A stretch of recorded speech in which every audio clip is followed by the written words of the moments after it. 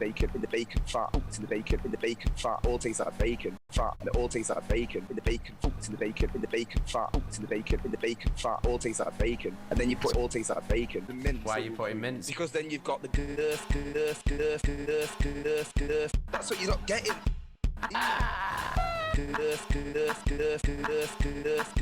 That's what you're not getting, Sam. This is what I mean. You've got the That's what you're not getting.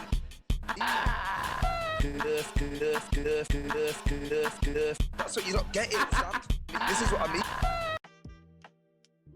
Hello. Good evening, you beautiful queechlings. How are we all doing on this wonderful Wednesday? How's your day been? What have you all been up to? Let me know in the chat. I've been screaming all day again for a change. Been recording some songs and stuff. So if my voice is a little bit deep today, then that might be why. How is everyone? We are on the old multi-stream again. It seemed to go well yesterday, so that's good. Not too many gales in the system. Do you know what I mean? Eggy, you having fun making silly noises, Jay? Yeah, of course I am. I love it. You know I love making music. Can't wait for you all to hear it, actually. There's a few things that I'm working on at the minute, so I can't wait for you to hear all of them. So, who have we got in the chat? We've got Eggy. We've got Shannon. How you doing, Shannon? Jeski's fella. How you doing, fella? We got Moderator Supreme Chaka. How you doing, Chaka? You all right? Who else we got? Who else have we got? We've got Wash. We've got Trooper. Martin. How you guys doing? Big love. Nice to see yous. But what is everybody doing? Let's have a look. Let's see what you're saying. Martin's working, but he's home to read a few chapters with me. Lovely stuff. Lovely stuff. How are you finding it reading along with the actual book? You finding it better? Shannon, dismantled my wardrobe, cleared out most of my flat to find out there's no slots for the tip tomorrow, so now living in chaos. It's always the way, innit? What do you mean? What do you mean no slots for the tip? Do you have to book an appointment at the tip? That's mad. We just rock up to ours. You just turn up at the tip. And put your old Hoover next to all the old tellies. Eggy, that little snippet got me hyped. Yeah, the only problem with doing that song is that it's 5.5 minutes long, isn't it? The original. The original song's like 5.5 minutes long. I was just like, for God's sake, this goes on forever. It's telling a whole story. Troopers working overtime. Well, I hope it goes quick for you. But you just got to think about the De Niro's, haven't you? The old Roberts. But I hope it goes quick for you, Trooper. Chaka's just been locked up in your cold house while it's boiling outside. Do you know what, right? This morning was so lovely here because like the insane heat had gone away this morning, but it was just like it was just nice and warm. Like there was a bit of a breeze. The sky was grey. It was drizzling a little bit. It was just perfect. And then I went out for a cig and a coffee. I think it was towards the afternoon. And then the sun was just like just fucking incinerating me while I was sat outside having a coffee. It was horrible. It's doing me head in. I wish it would just fuck off now.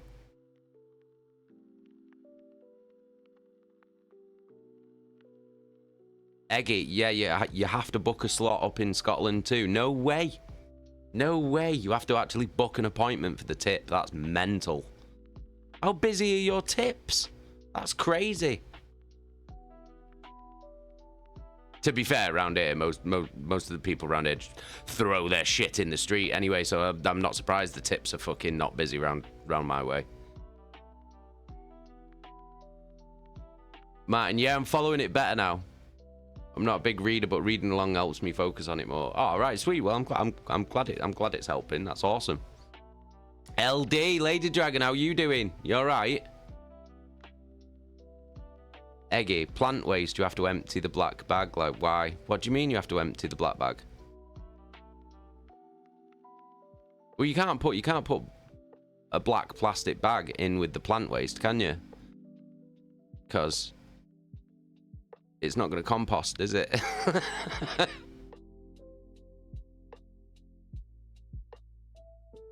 Shannon, no, Colchester has cracked down on us only like 10 slots a day. That is fucking mental. That's mental. They're just doing the same thing that they did to the fucking the fucking NHS doctors. Where it's like you can only get an appointment if you ring between 8 AM and 8:30 AM in the morning on that day. Regardless of how much of an emergency it is. Fucking ridiculous. Don't worry though. That's what you pay your council tax for. To be able to book an appointment at the tip. Jesky's fella's just sat at the painting desk working on his second Lehman Russ mech. Amazing. Just let me wet the whistle.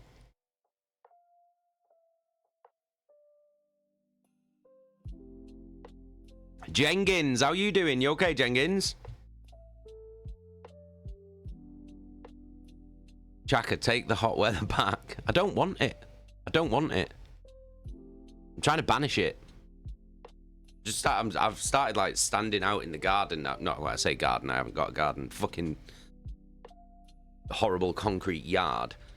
And just like screaming at the sun now. Just in the vain hope that it's going to listen to me. Or in the vain hope that it's going to get pissed off with having to hear me. And then it just fucks off somewhere else.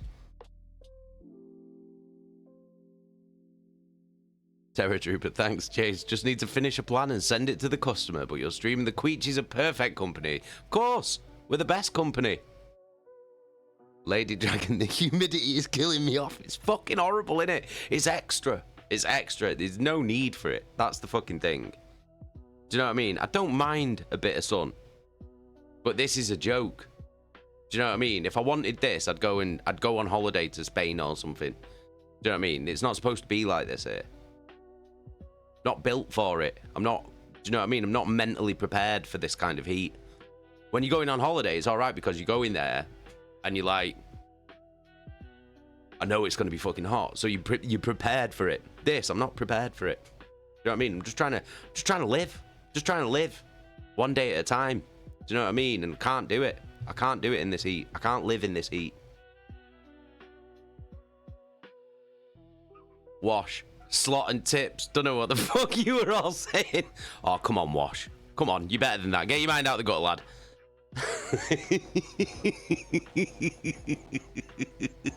It's all right, Wash. It's all right. This is a Slam King stream. The bar's already low, mate. It's all right. Hey, Snow, how you doing? You all right, mate? Eggy, the tip is the dump. Yeah. It's the dump. It's where you take all your trash, all your shit. Not your actual shit. You're not allowed, I don't think you're allowed to shit in the tip. Would you be allowed to shit in the tip? Would that go in plant waste? You just can't do it in a plastic bag. That's the only problem. Snow, seems like I've made it in time before the reading. Yeah. I'm just currently discussing whether you can poo in the tip.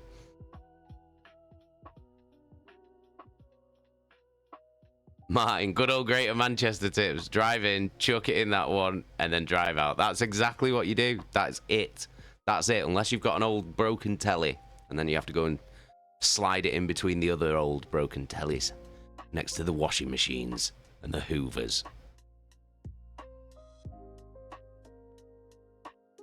Chaka, Denmark, you don't have to book, but you have to sort everything, and there's angry men telling you off if you do it wrong. Yeah, I know. I know. That they have them in the tip in Manchester as well.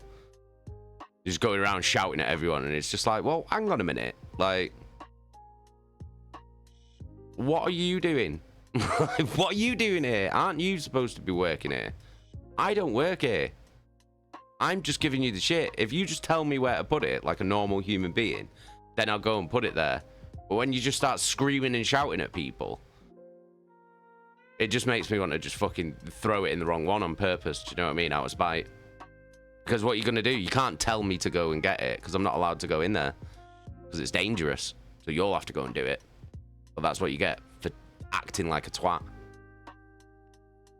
The little wins, do you know what I mean? Little bits of justice every now and again. That's what I'm about. Lady Dragon, how are we supposed to live, laugh, or love in these humid conditions? I can't. All I'm doing at the moment is dying, crying, and getting angry. That's it. That's what's going to be on my wall. Die, cry, get angry. That's what it's going to be on.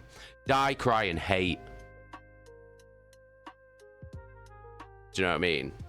If I was like a middle-aged mum, that would be what I'd have on my living room wall and on all the vases.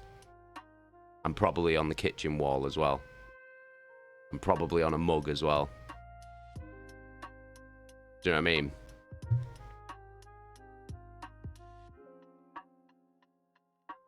The tip police, they do think they're the police. Like, oh yeah, all right, is this your kingdom, is it? This is your kingdom. The mountain of shit. What a kingdom. What a fucking guy. Well, you go and guard that. You guard that with all the vehemence that you have. With all the vitriol and the zealotry that you have for this mountain of refuse. Shannon, I mean, if it's urgent and you have no choice, it can be shat, and they have no choice but to let you. That is true. That is true. I mean, what are you gonna do? You know, can pregnant women like shit in a policeman's hat? That's what I've always wanted to know. Because you know how, like, a pregnant lady's supposed to be able to piss in a policeman's hat. Can a pregnant lady shit in a policeman's hat? Is that allowed? Because I think it should be allowed. Do you know what I mean? That's one of the things that I wonder about. Hey, Helly, how you doing? I think they can piss, but I don't know about shit. Oh, come on. They should be able... Yeah, but what if... What if they really needed shit, though? What if they really needed shit? Shannon, I've never heard of this. A policeman's hat. Yeah. A pregnant lady is allowed by law, like, if they really need a wee, because obviously, like, when you're pregnant, like, the baby can be, like, leaning on your bladder or any of these other, like, myriad of reasons, like, why you might not be able to hold it. So, pregnant ladies are supposed to be able to piss in a policeman's helmet. That's like, I swear to God that's a real thing. I swear to God that's a real thing. But I want to know if they're allowed to shit. Are you allowed, if you're pregnant, are you allowed to shit in a policeman's helmet? That's what I want to know.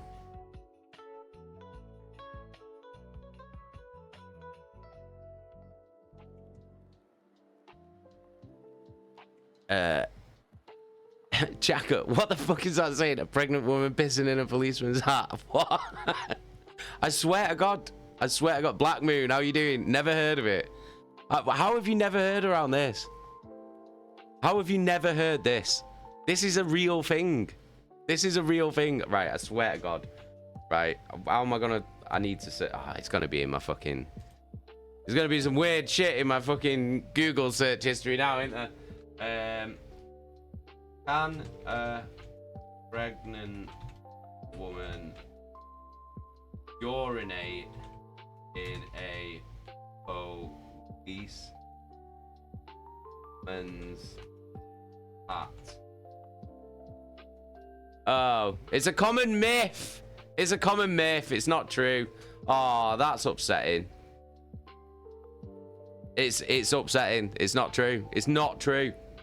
It's not true.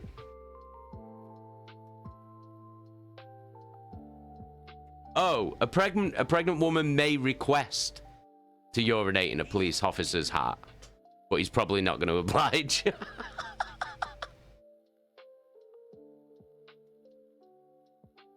No way. No, it's a myth. No, there's no legal right for a pregnant woman to urinate in a police officer's hat. This is a common myth, often referred to as a legal legend. Not League of Legends. I don't think they piss in anyone's hat. While public urination might not always be illegal in all locations, it can be an offence under local bylaws, and there's no specific exception for pregnant women. Additionally, it's highly unlikely a police officer would offer their hat for this purpose. Here is why the myth persists and why it's not true. The myth, the idea that pregnant women have the right to urinate in a policeman's helmet, is a popular legal myth, likely originating from an ancient law or simply a humorous misconception. No legal basis. There is no law, ancient or modern, that grants pregnant women this right. Oh, that's what a bag of shit that is. How disappointing is that is. Oh, well, they definitely can't shit in a policeman's hat then.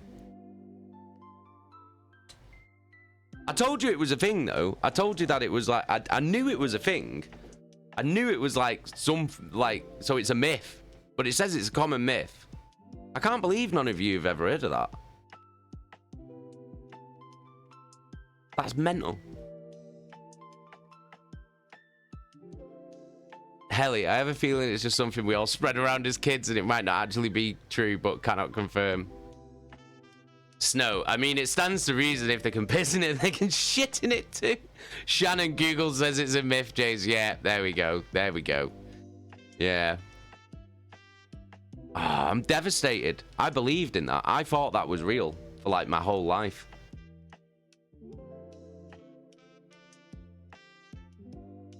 It's disappointing that, innit? Do you know what I mean?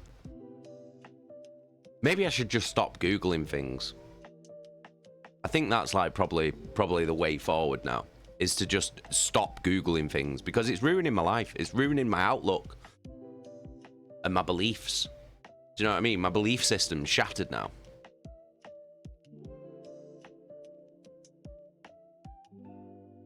Snow, I think League players just pissing their pants. Jacker, who invented this story? I bet it was Steve. Yeah, when he was in his policeman phase, he just used to walk around Fallowfield wearing a rented policeman's outfit, just trying to find pregnant women to get them to piss in his. Shannon, exactly. Stop Googling and live in denial. It's not even denial, because it's not denial if you're not aware of it. Do you know what I mean?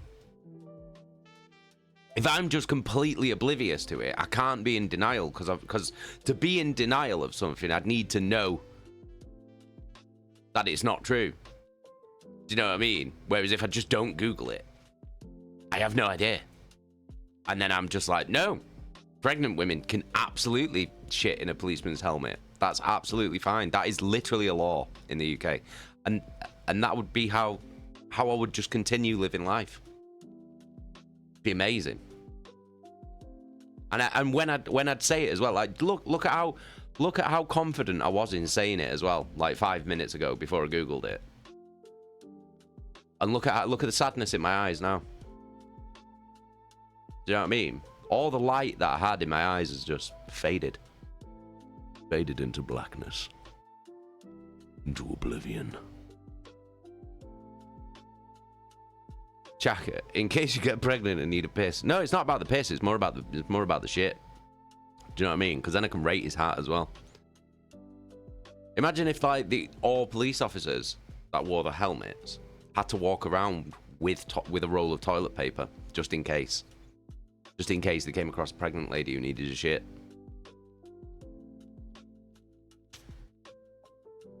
Chaka, we need to find the most insane laws that are actually laws. Weren't they a law? Is it York? Is it about York? the city of York. It might be York or it might be a different city, but there's like an ancient law that never got like repealed, just because it's just a pointless law, where it's legal to kill a man on the city walls of, I think it's York, if you use a specific weapon at a specific time, if it's like an agreed duel.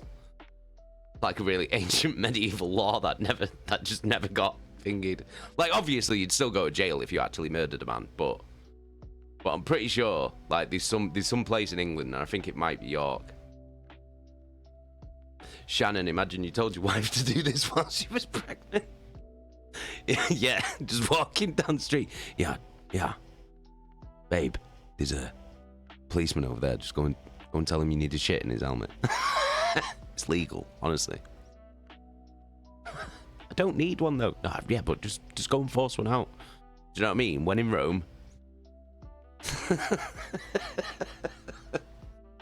Jeski's fella, that's Chester. Crossbow.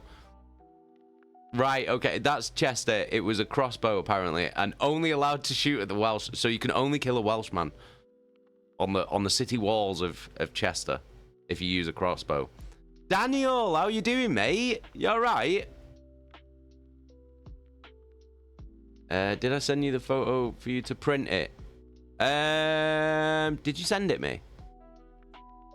Don't know whether you sent it me. I'll have to have a look on Instagram. I'll double check. If not, just send it again. Send it anyway. Snow. There's a law here that you can't hunt moths. And peacocks have the right of way on roads. How do you hunt a moth?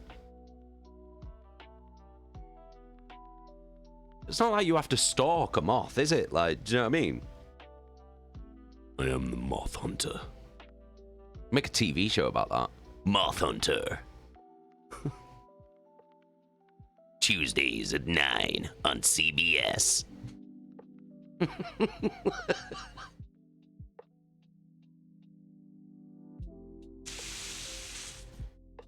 Eggy with a very tiny gun. No, but I mean like, how do you hunt a moth? Do you know what I mean? I mean, you could just put a bulb out, couldn't you? You just put like well, it'd have to be on a light. You couldn't just hold a bulb. I'm not Uncle Fester. But you could just like hold a torchlight and just lure them to you.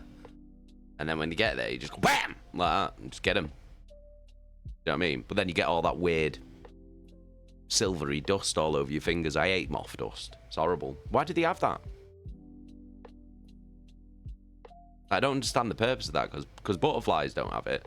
And butterflies are just day moths, aren't they? Like, pretty much the same thing, except they've had an haircut. Necromaga, how you doing, mate? Have I ever seen The In-Betweeners?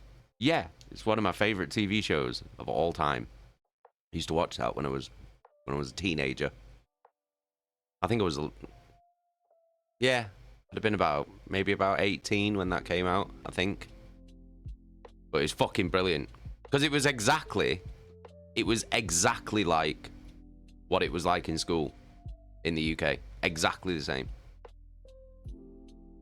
So me and Brad used to watch that. Because me and Brad went to the same school. So like that's how me and Brad have known each other since we were like 11.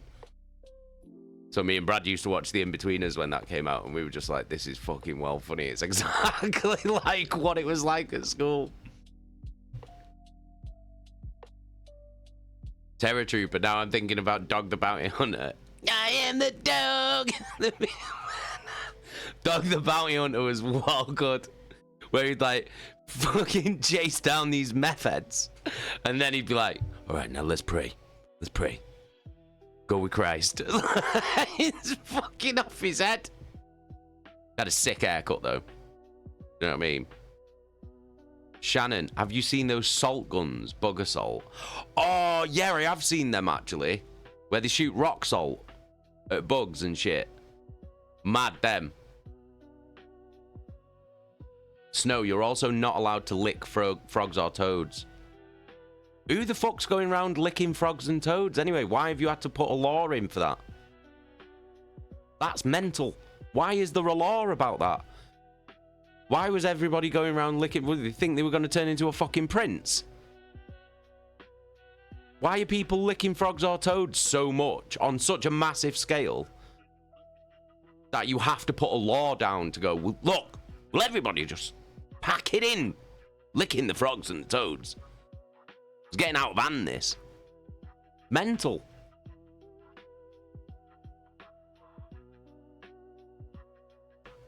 Chaka, Denmark had an old law that forbid men to call their wives uglier than their mum.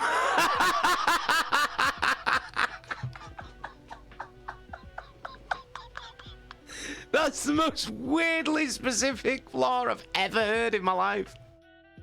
That is again, that's another weird thing where it's like, hang on, why is this so common that a law has to be put in?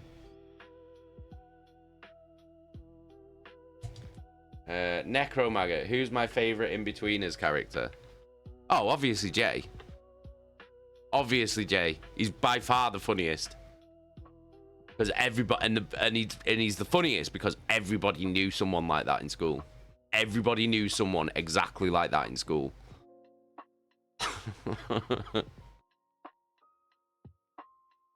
Snow, apparently enough to make it law.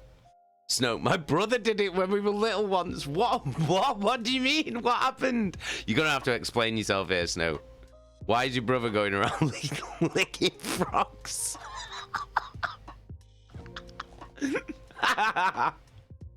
That's wild.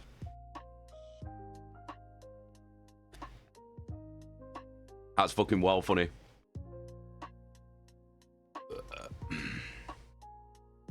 Eggy, in Scotland it's illegal to be in charge of a cow if you're drunk.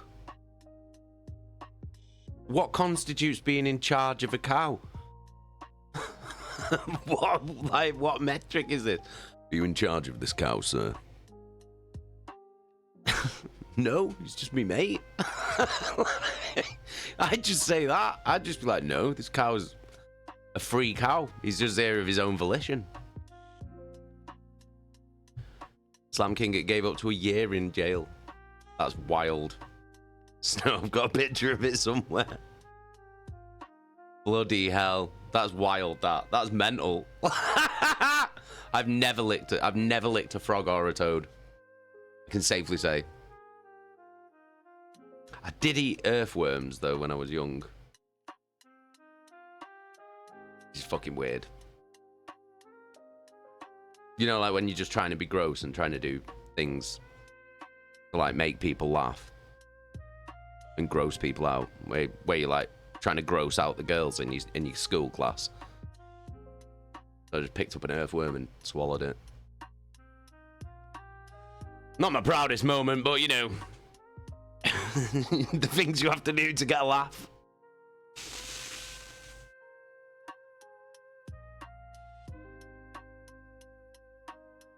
Snow, I used to eat sand crabs and small crabs when I was little. What do you mean by small crabs?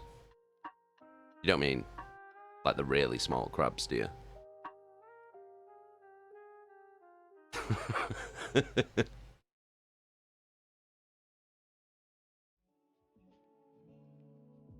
Trooper, earthworms, that's the way you met the queen.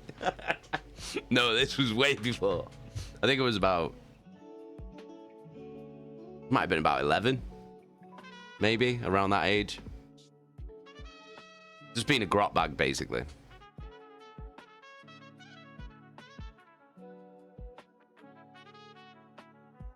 Lad in our class used to rub pepper seeds into his eyes and once ate a can of dog food for a bet. Pretty sure he's dead. What? From the dog food? Or the pepper?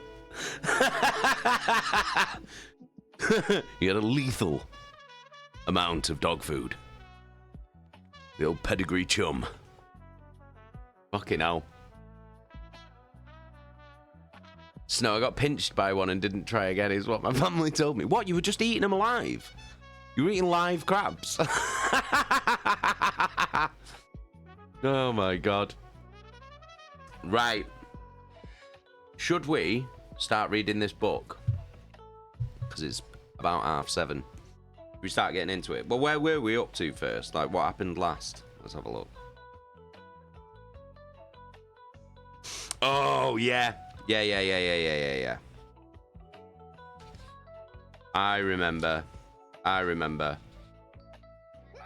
So, oh shit. Yeah. So, basically, Lord Eidolon took Saul Tarvitz to his to Fabius's laboratory,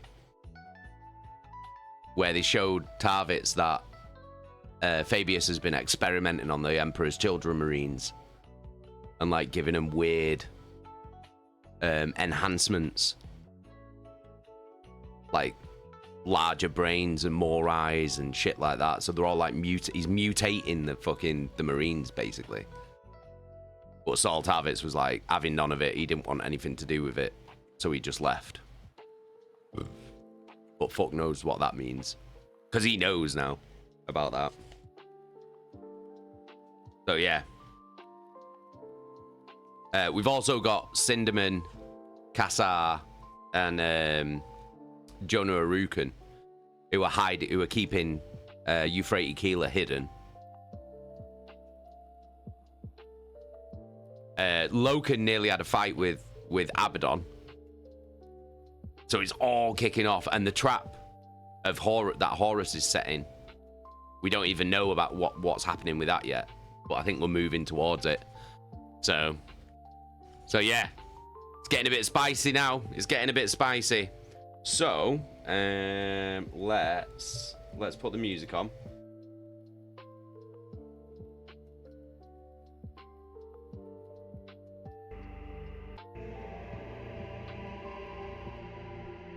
There we go. Can you hear the music? Is the music there? Are we good? Let me know if the music's too loud.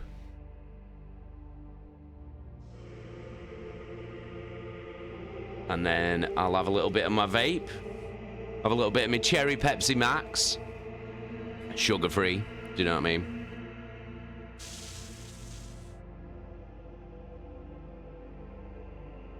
And then we'll get cracking with this.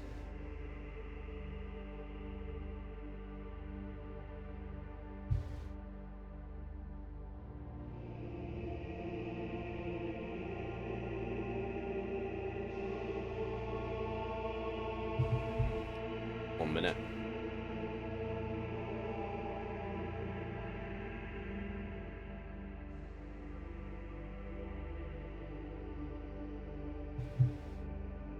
Okay. Right. Where are we up to? So, let's continue. Book 3 of the Horus Heresy, Galaxyinflames, by Ben Counter. Chapter 7. The God Machine.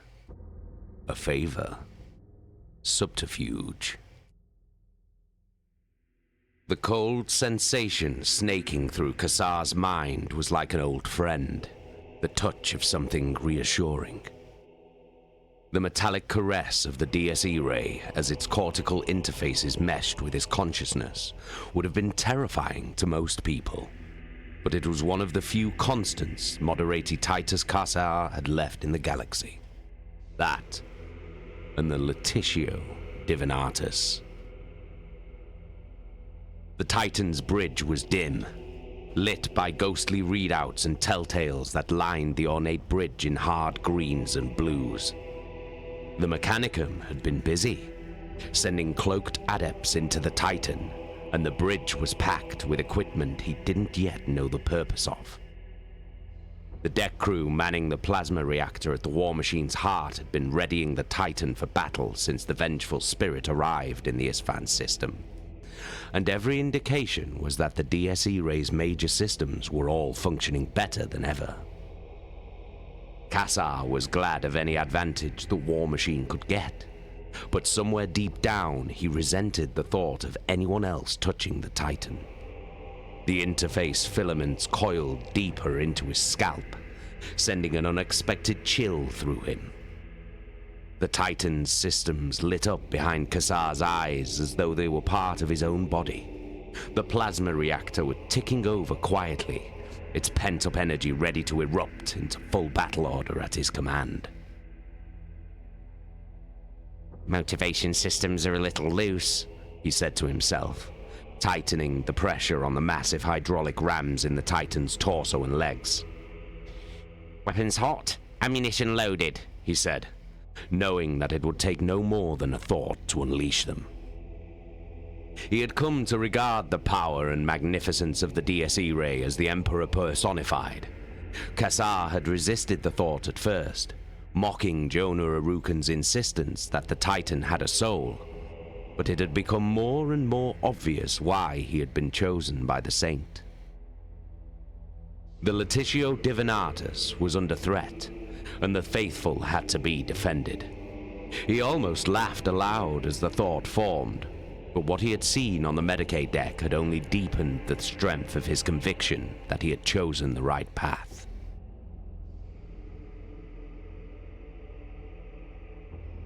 The Titan was a symbol of that strength, an avatar of divine wrath, a god machine that brought the Emperor's judgment to the sinners of Istvan. The Emperor protects, whispered Kassar, his voice drifting down and through the layers of readouts in his mind. And he destroys. Does he now? Kassar snapped out of his thoughts, and the Titan's systems retreated beneath his consciousness. He looked up in sudden panic, but let out a relieved breath as he saw Moderatai Arukan standing over him. Arukan snapped a switch and the bridge lights flickered to life.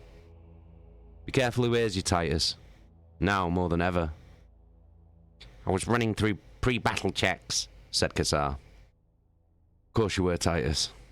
If Princeps Ternay hears you saying things like that, you'll be for it. My thoughts are my own, Jonah. Not even the Princeps can deny me that. You really believe that? Come on, Titus. You know full well this cult stuff isn't welcome. We were lucky on the Medicaid deck. But this is bigger than you and me, and it's getting too dangerous. We can't back away from it now, said Kassar. Not after what we saw. I'm not even sure what I saw, said Arukan defensively. You're joking, surely? No, insisted Arukan. I'm not. Look, I'm telling you this because you're a good man and the DSE ray will suffer if you're not here.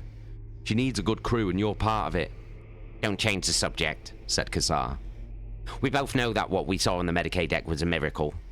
You have to accept that before the Emperor can enter your heart.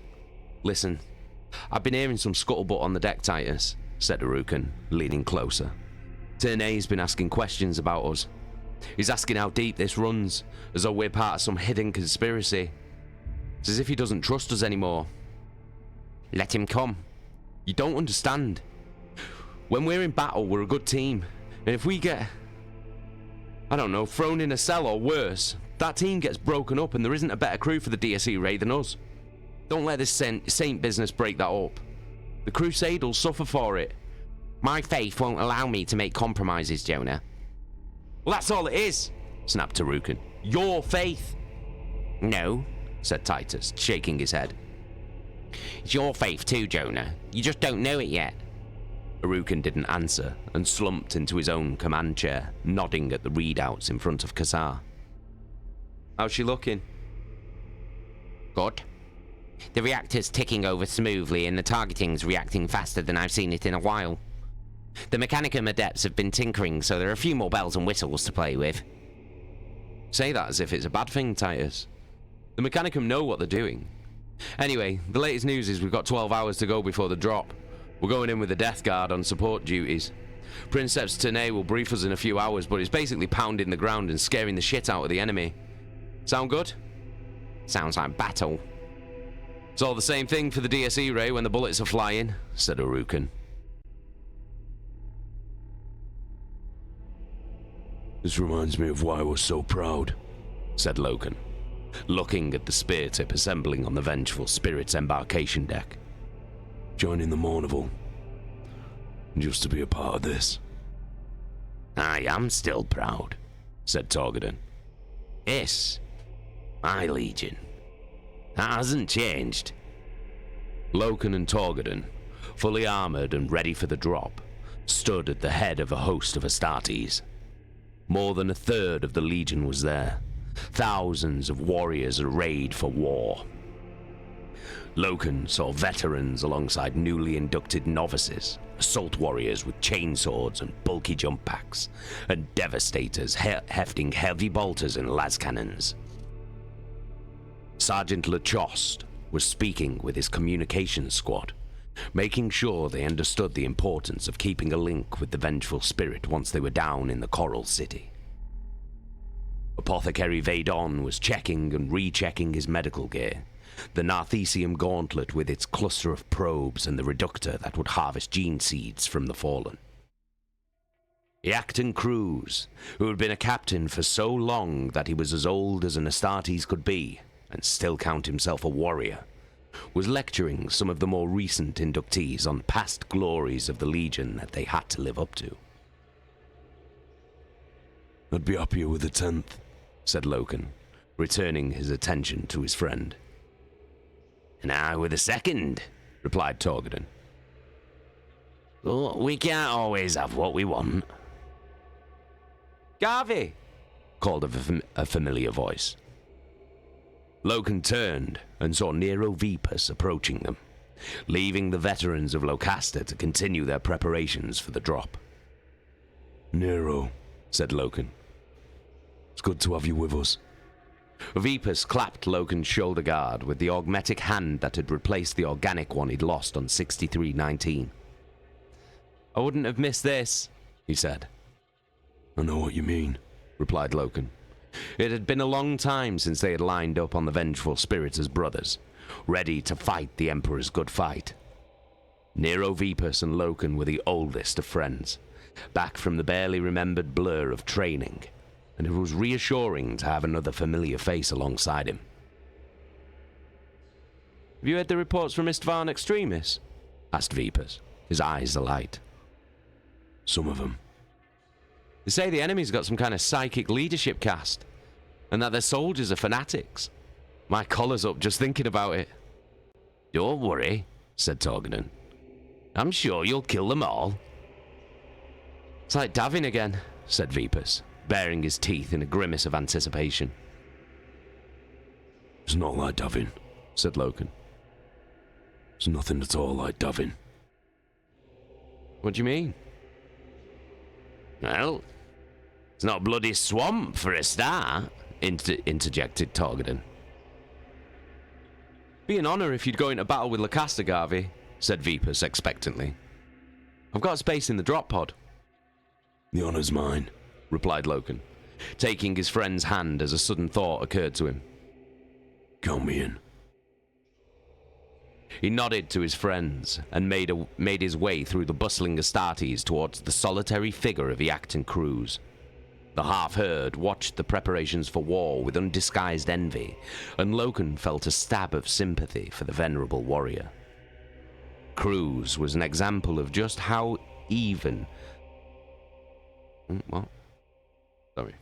Cruz was an example of just how little even the Legion's apothecaries knew of an Astartes physiology. His face was as battered and gnarled as an ancient oak, but his body was as wolf-tough, honed by years of fighting, and not yet made weary by age. An Astartes was functionally immortal, meaning that only in death did duty end, and the thought sent a chill down Loken's spine. "Loken," acknowledged Cruz as he saw him approach. "You're not coming down to see the sights of the Siren Hold with us?" asked Loken. "Alas, no," said Cruz. "I'm to stay and await orders. I haven't even got a place in the order of battle for the pacification force." "If the War Master has no plans for you, Iacton, then I have something you could do for me," said Loken. "If you would do me the honor." Cruz's eyes narrowed. "What sort of favor?" "Nothing too arduous, I promise you." "Then ask." "There are some remembrances aboard. You may have heard of them. Mercedes Ollerton, You Freighty Keeler and Kirill Cinderman? Yes, I know of them, confirmed Cruz. What of them? They're, friends of mine, and I would consider it an honor if you were to seek them out and ask after them. Check on them. Just make sure that they're well. Why do these mortals matter to you, Captain? They keep me honest, Yakton, smiled Loken. And they remind me of everything we ought to be as an Astartes. Well, that I can understand, Loken, replied Cruz. The Legion's changing, boy. I know you've heard me bore you with this before. I feel it in my bones that there's something big just over the horizon that we can't see.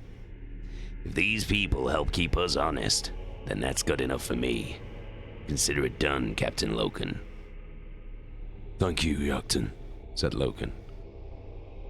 Means a lot to me. Don't mention it, boy, grinned Cruz. Now get out of here and kill for the living. I will, promised Loken, taking Cruz's wrist in the warrior's grip. Spear tip units to post, said the booming voice of the deck officer. Good hunting in the siren hold, said Cruz. Lupercal. Lupercal, echoed Loken.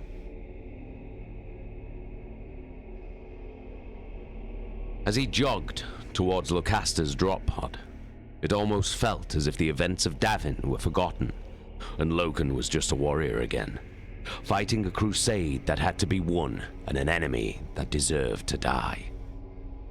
It took war to make him feel like one of the sons of Horus again.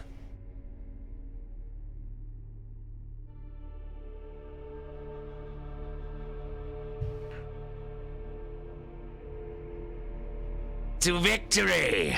Shouted Lucius. The Emperor's children were so certain of the perfection of their way of war that it was traditional to salute the victory before it was won. Tarvitz was not surprised that Lucius led the salute. Many senior officers attended the pre-battle celebration, and Lucius was keen to be noticed. The Astartes seated at the lavish banquet around him joined his salute, their cheers echoing from the alabaster walls of the banqueting hall. Captured banners, honored weapons once carried by the chosen of Fulgrim, and murals of heroes dispatching alien foes hung from the walls, glorious reminders of past victories. The Primarch himself was not present. Thus it fell to Eidolon to take his place at the feast, exhorting his fellow Astartes to celebrate the coming victory. Lucius was equally vocal, leading his fellow warriors in toasts from golden chalices of fine wine. Tarvitz set down his goblet and rose from the table. Leaving already, Tarvitz? Sneered Eidolon. Yes, chimed in Lucius. We've only just begun to celebrate. Sure you'll do enough celebrating for both of us, Lucius, said Tarvitz. I have matters to attend to before we make the drop. Nonsense, said Lucius. You need to stay with us and regale us with memories of murder and how I helped you defeat the scourge of the mega-arachnids. The warriors cheered and called for Tarvitz to tell the story once more, but he held up his hands to quiet their demands. Why don't you tell it, Lucius? Asked Tarvitz. I don't think I build up your part enough for your liking anyway. Well, that's true, smiled Lucius. Very well. I'll tell the tale. Lord Commander, said Tarvitz, bowing to Eidolon and then turning to make his way through the golden door of the banquet hall. Appealing to Lucius's vanity was the surest way of deflecting his attention. Tarvitz would miss the camaraderie of the celebration, but he had other matters pressing on his thoughts. He closed the door to the banqueting hall as Lucius began the tale of their ill-fated expedition to murder, though its horrifying beginnings had somehow become a great triumph largely thanks to Lucius, if past retellings were anything to go by. The magnificent processional at the heart of the Andronius was quiet, the droning hum of the vessel reassuring in its constancy. The ship, like many in the Emperor's Children fleet, resembled some ancient palace of terror, reflecting the Legion's desire to infuse everything with regal majesty. Tarvitz made his way through the ship, passing wondrous spaces that would make the shipwrights of Jupiter weep with awe, until he reached the Hall of Rites, the circular chamber where the Emperor's Children underwent the oaths and ceremonies that tied them to their legion. Compared to the rest of the ship, the hall was dark, but it was no less magnificent. Marble columns supporting a distant domed ceiling, and ritual altars of marble glittering in pools of shadow at its edges. Fulgrim's Chosen had pledged themselves to the Primarch's personal charge here, and he had accepted his appointment as captain. Before the altar of service, the Hall of Rites replaced opulence with gravity, and seemed designed to intimidate with the promise of knowledge hidden from all but the Legion's most exalted officers. Tarvitz paused on the threshold, seeing the unmistakable shape of ancient Rylanor, his dreadnought body standing before the altar of devotion.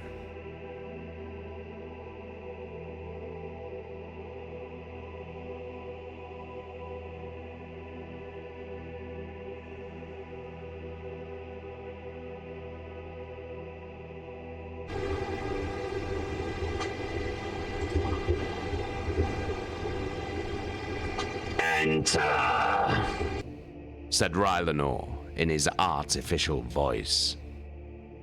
Tarvitz cautiously approached the Ancient, his blocky outline resolving into a tank-like square sarcophagus, supported on powerful piston legs. The dreadnought's wide shoulders mounted an assault cannon on one arm and a huge hydraulic fist on the other. Rylanor's body rotated slowly on its central axis to face Tarvitz, turning from the book of ceremonies that lay open on the altar.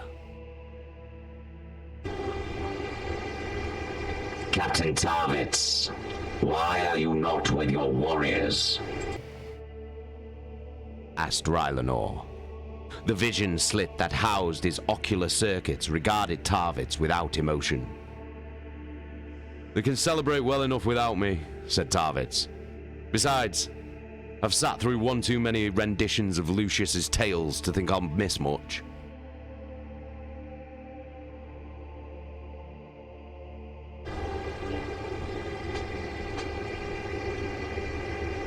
It is not to my taste either, said Rylanor, a grating bark of electronic noise sounding from the dreadnought's Vox unit. At first, Tarvitz thought the Ancient had developed a fault, until he realized that the sound was Rylanor's laughter. Rylanor was the Legion's Ancient of Rites, and when not on the battlefield, he oversaw the ceremonies that marked the gradual ascent of an Astartes from novice to chosen of Fulgrim. Decades before, Rylanor had been wounded beyond the skill of the Legion's apothecaries while fighting the duplicitous Eldar, and had been interred in a dreadnought war machine that he might continue to serve. Along with Lucius and Tarvitz, Rylanor was one of the senior officers being sent down to take the Coral City's palace complex. I wish to speak with you, revered Ancient, said Tarvitz. About the drop. The drop is in a few hours. There is little time. Yeah, I've left it too late, and for that I do apologize.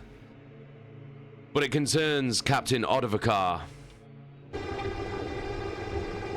Captain Odovacar is dead. Killed on Istvan Extremis. And the Legion lost a great warrior that day, nodded Tarvitz. Not only that, but he was to function as Eidolon's senior staff officer aboard the Andronius, relaying the commander's orders to the surface. With his death, there's no one to fulfill that role. Eidolon is aware of Odovakar's loss. He will have an alternative in place. I request the honor of fulfilling that role, said Tarvitz solemnly. I knew Odovakar well and would consider it a fitting tribute to finish the work he began on this campaign. The dreadnought leaned close to Tarvitz, the cold metallic machine unreadable, as the crippled warrior within decided Tarvitz's fate. You would renounce the honor of your place in the spear tip to take over his duties. Tarvitz looked into Rylanor's vision slit, struggling to keep his expression neutral. Rylanor had seen everything the Legion had gone through since the beginning of the Great Crusade, and was said to be able to perceive a lie the instant it was told. His request to remain aboard the Andronius was highly unusual, and Rylanor would surely be suspicious of his motives for not wanting to go into the fight. But when Tarvitz had learned that Eidolon was not leading the spear tip personally, he knew there had to be a reason. The Lord Commander never passed up the opportunity to flaunt his martial prowess, and for him to appoint another in his stead was unheard of. Not only that, but the deployment orders Eidolon had issued made no sense. Instead of the normal, rigorously regimented order of battle that was typical of an Emperor's Children assault, the units chosen to make the first attack appeared to have been picked at random. The only thing they had in common was that none were from chapters led by Eidolon's favored Lord Commanders. For Eidolon to sanction a drop without any of the warriors belonging to those Lord Commanders was unheard of and grossly insulting. Something felt very wrong about this drop, and Tarvitz couldn't shake the feeling that there was some grim purpose behind the selection of these units. He had to know what it was. Rylanor straightened and said, I shall see to it that you are replaced. This is a great sacrifice you make, Captain Tarvitz. You do the memory of Odovakar much honor with it. Tarvitz fought to hide his relief, knowing that he had taken an unthinkable risk in lying to Rylanor. He nodded and said, My thanks, Ancient.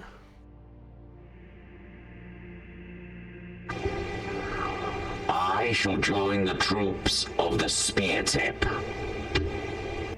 said the dreadnought. Their feasting will soon be complete, and I must ensure that they are ready for battle. Bring perfection to the Coral City, said Tarvitz. Guide us well, replied Rylanor, his voice loaded with unspoken meaning. Tarvitz was suddenly certain that the dreadnought wanted Tarvitz to remain on the ship. Do the Emperor's work, Captain Tarvitz, ordered Rylanor. Tarvitz saluted and said, I will, as Rylanor set off across the Hall of Rites towards the banquet, his every step heavy and pounding. Tarvitz watched him go, wondering if he would ever see the Ancient again.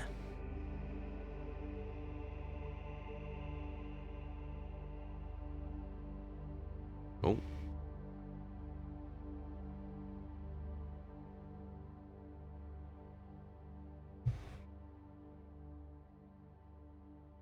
Trooper winning the free-for-all. Last Queechlin standing. Well done, Trooper.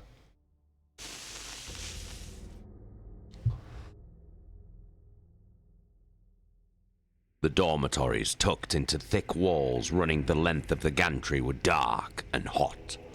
And from the doorway, Mercedes could see down into the engine compartment where the crew were indistinguishable, sweating figures who worked in the infernal heat and ruddy glow of the plasma reactors.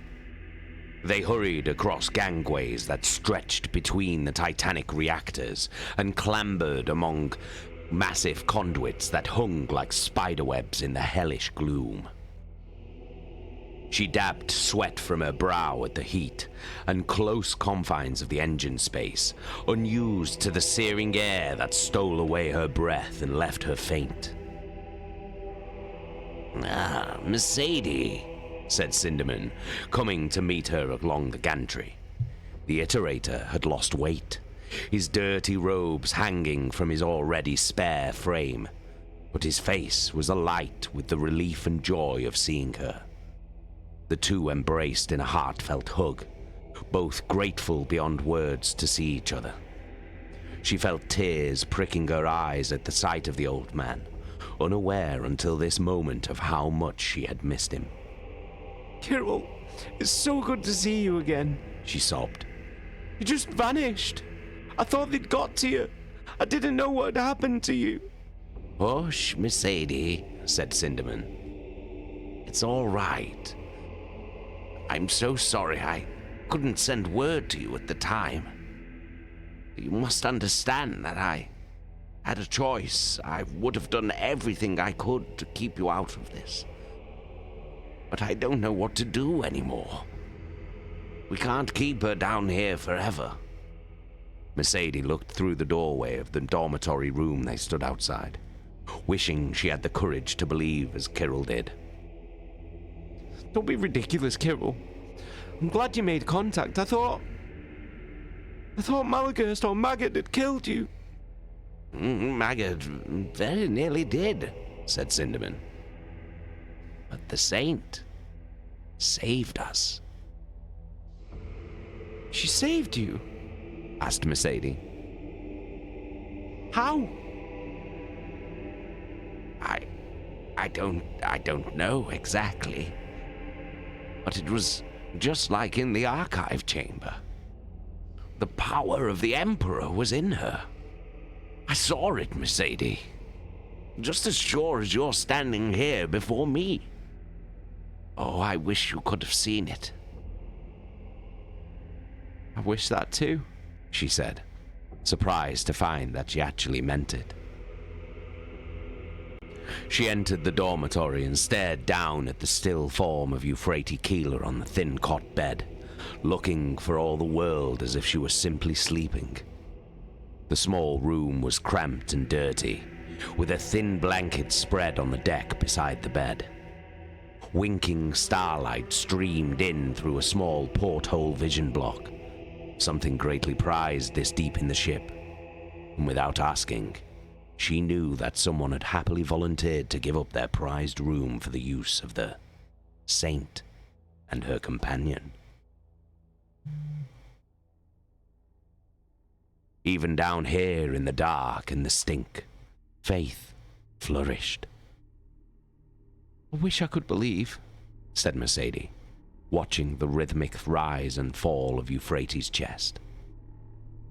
Cinderman said, You don't? Don't know, she said, shaking her head. Tell me why I should. What does believing mean to you, Kirill? He smiled and took her hand. It gives me something to hold on to. There are people on this ship who want to kill her, and somehow, don't ask me how, I just know that I need to keep her safe. Are you not afraid? She asked. I'm afraid, he said. I've never been more terrified in my life, my dear. I have to hope that the Emperor is watching over me. Gives me strength and the will to face that fear. You are a remarkable man, Kirill. I'm not remarkable, Mercedes, said Cinderman, shaking his head. I was lucky. I saw what the saint did. So faith is easy for me. It's hardest for you. You have seen nothing. You have to simply accept that the Emperor is working through Euphrates, but you don't believe, do you? Mercedes turned from Cinderman and pulled her hand from his, looking through the porthole at the void of space beyond. No. I can't. Not yet. A white streak shot across the porthole like a shooting star. Another followed it, and then another. What's that? She asked. Cinderman leaned over to get a better look through the porthole.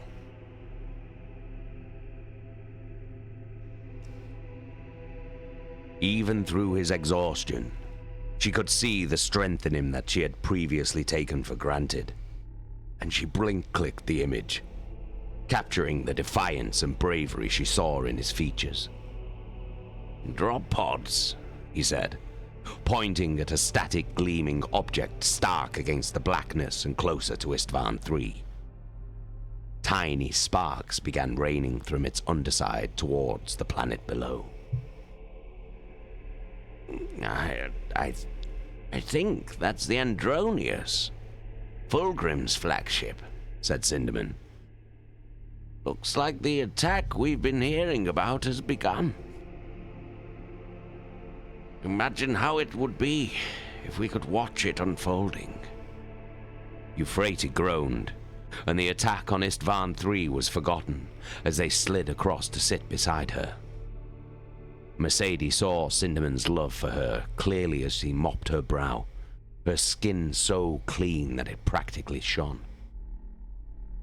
For the briefest moment, Mercedes saw how people could believe Euphrates was miraculous, her body so pale and fragile, yet untouched by the world around her.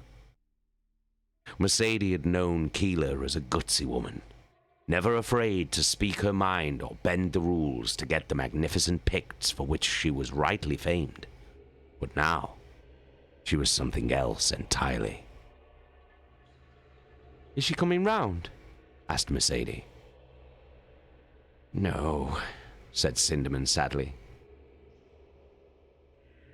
She makes noises, but never opens her eyes. Oh, it's such a waste. Sometimes I swear she's on the brink of waking, but then she sinks back down into whatever hell she's going through in her head." Mercedes sighed and looked back out into space. The pinpoints of light streaked in their hundreds towards Istvan III. As the spear tip was driven home, she whispered, "Loken."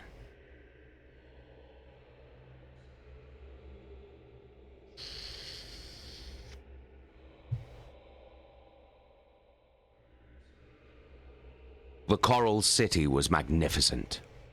Its design was a masterpiece of architecture, light, and space so wondrous that Peter Egan Momus had begged the War Master not to assault so brutally. Older by millennia than the Imperium that had come to claim it in the name of the Emperor, its precincts and thoroughfares were soon to become blood-slicked battlefields.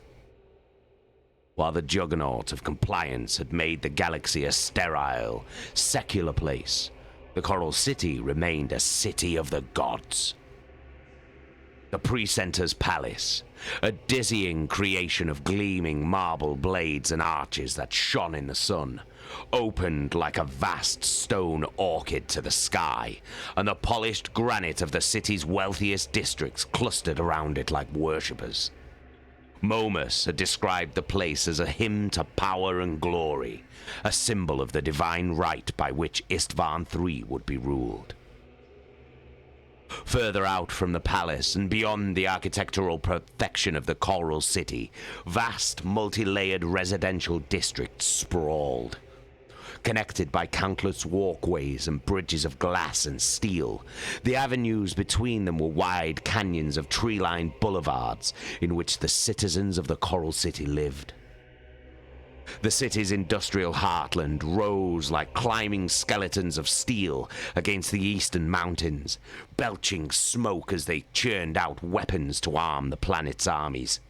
War was coming, and every Istvanian had to be ready to fight. But no sight in the Coral City compared to the Siren Hold. Not even the magnificence of the palace outshone the Siren Hold, its towering walls defining the Coral City with their immensity. The brutal battlements diminished everything around them, and the sacred fortresses of the Siren Hold humbled even the snow-capped peaks of the mountains.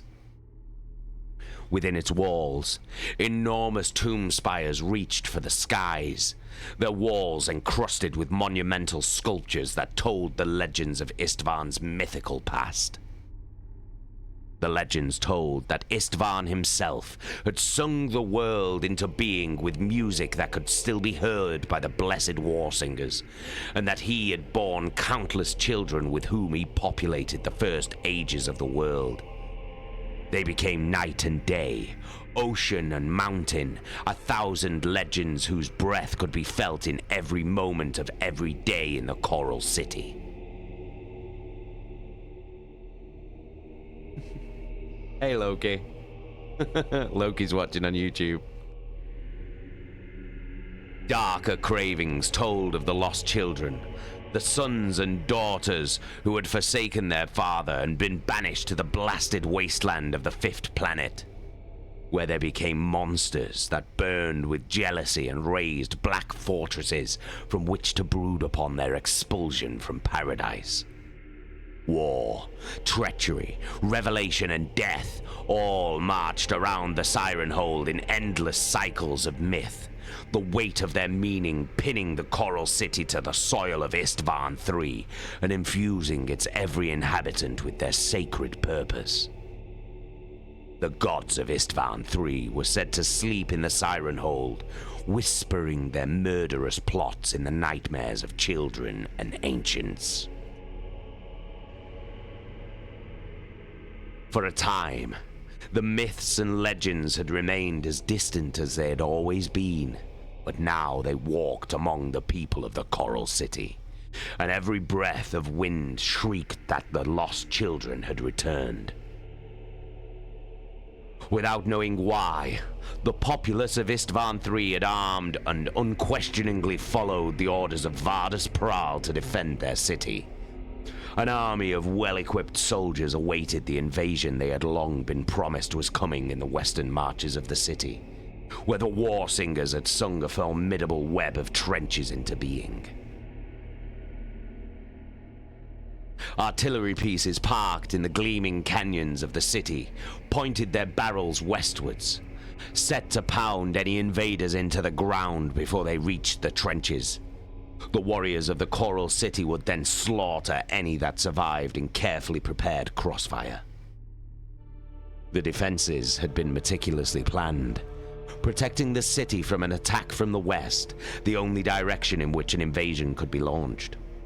Or so the soldiers manning the defenses had been told.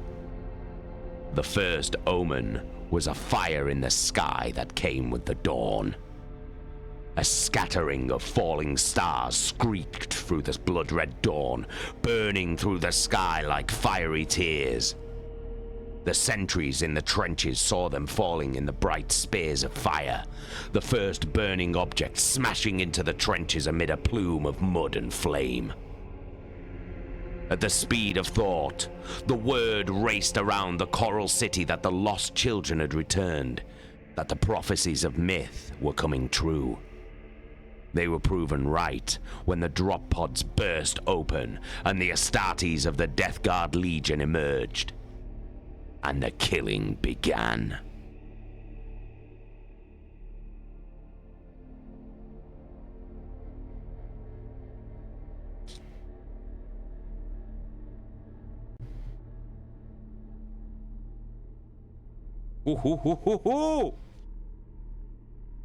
So, everyone's landing.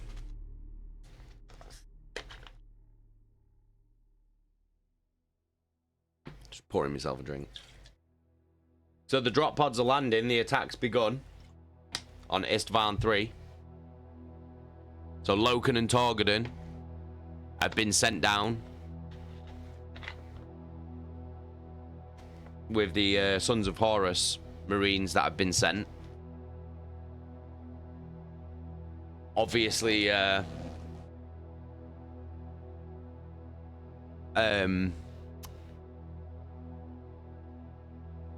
Abaddon and Aximand aren't in the attack force. They're staying on the Vengeful Spirit with Horus, which is weird. Weird as fuck. Also with the Emperor's Children, Saul Tarvitz noticed that Eidolon wasn't in the attack force either, which is weird as fuck as well. So he's basically spoken to Rylanor the Ancient, who's like one of the commanders. He's in a dreadnought, to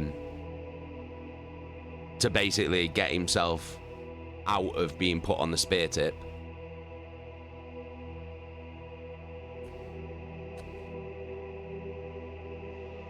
So something's he knows something's up. Something's wrong. So could this be part of the trap that Horus was talking about? Because it doesn't seem good, does it? Do you know what I mean?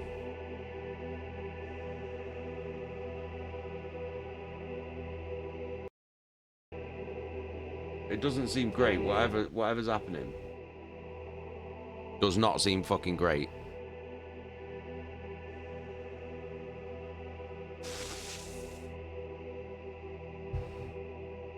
But we are now in part 2 of the book.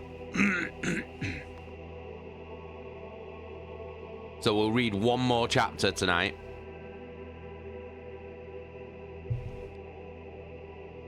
But yeah, Summit's definitely going down, but we don't know what. We have no idea what's going on at the moment. Summit's weird. We just don't know what it is.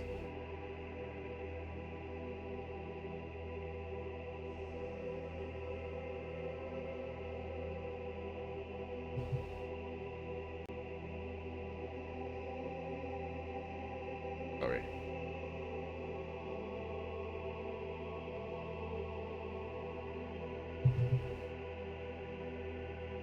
So yeah, Loken and Targadon have been sent down. I think Lucius is being sent down as well. I think Lucius. I don't know whether it mentioned that Lucius was being put on the. I know Tarvitz has managed to get himself out of it, but the Death Guard are the first Astartes that landed. They're the first Space Marines that have landed. And they've landed right on the trenches, on the defense trenches. So it'll be a slaughter, won't it? Like, there's no way that people can stand against the Space Marines.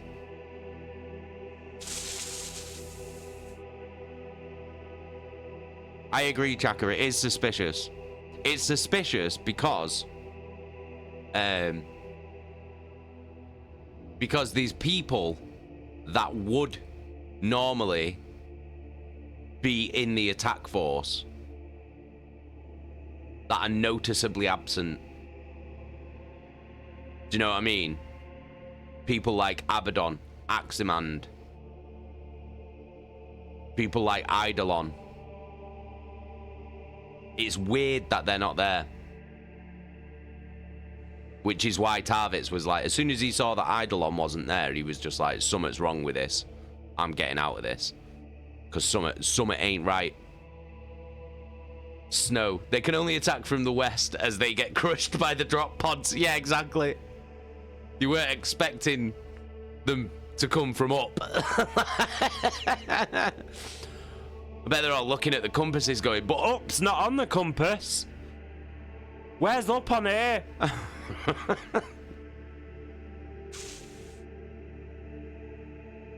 Chaka, Abaddon was a shithead since book 2. You've always had beef with Abaddon. You've always had beef with Abaddon, Chaka. You've never liked Abaddon. Do you know who we've not heard from for a while? Fucking Erebus. What the fuck's he up to? What's he doing? Licking Horus's arsehole, probably. That's all he fucking does, isn't it?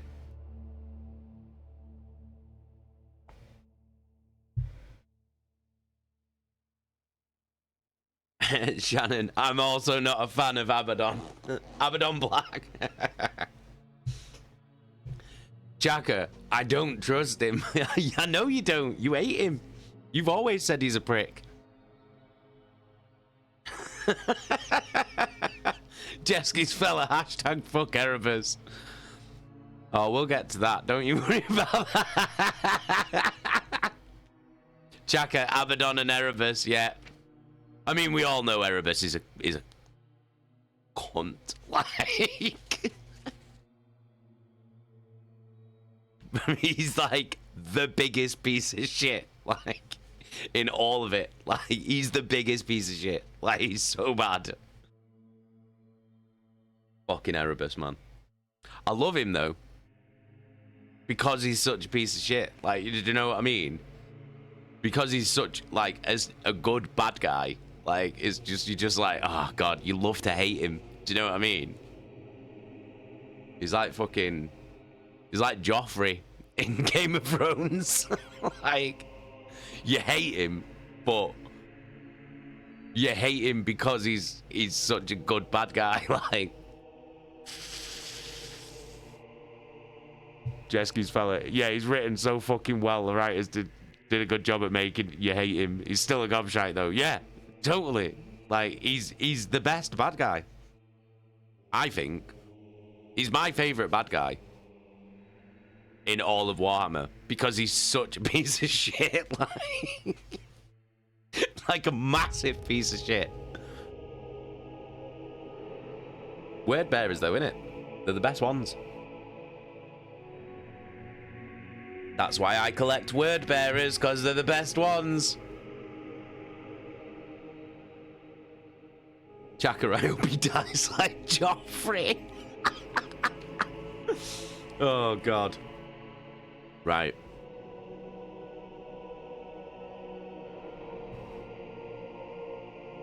Okay.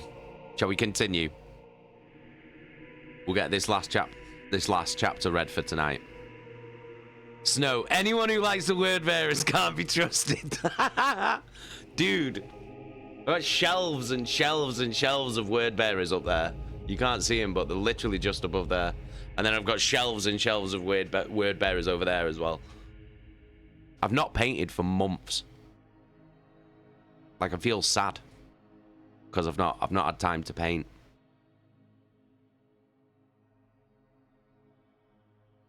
Right. Okay. So, part 2, the Coral City. Chapter 8, Soldiers from Hell. Butchery. Betrayal.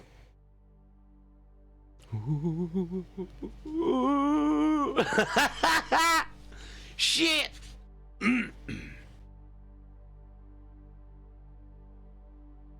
30 seconds! Yelled Vipus, his voice barely audible over the screaming jets as the drop pod sliced through Istvan III's atmosphere. The Astartes of Lacasta were bathed in red light, and for a moment, Loken imagined what they would look like to the people of the Coral City when the assault began. Warriors from another world, soldiers from hell. "What's our landing point looking like?" shouted Loken. Vipus glanced at the readout on a pict screen mounted above his head. "Drifting! We'll hit target, but off-center. I hate these things. Give me a Stormbird any day." Loken didn't bother replying. barely able to hear Nero as the atmosphere thickened beneath them, and the jets on its underside kicked in. The drop pod shuddered and began heating up as the enormous forces pushing against it turned to fire and noise. He sat through the last few minutes while everything around him was noise, unable to see the enemy he was about to fight and relinquishing control over his fate until the drop pod hit.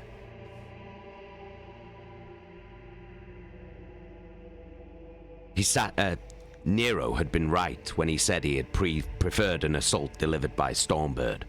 The precise surgical nature of an airborne assault far preferable to a warrior than this hurtling descent from above.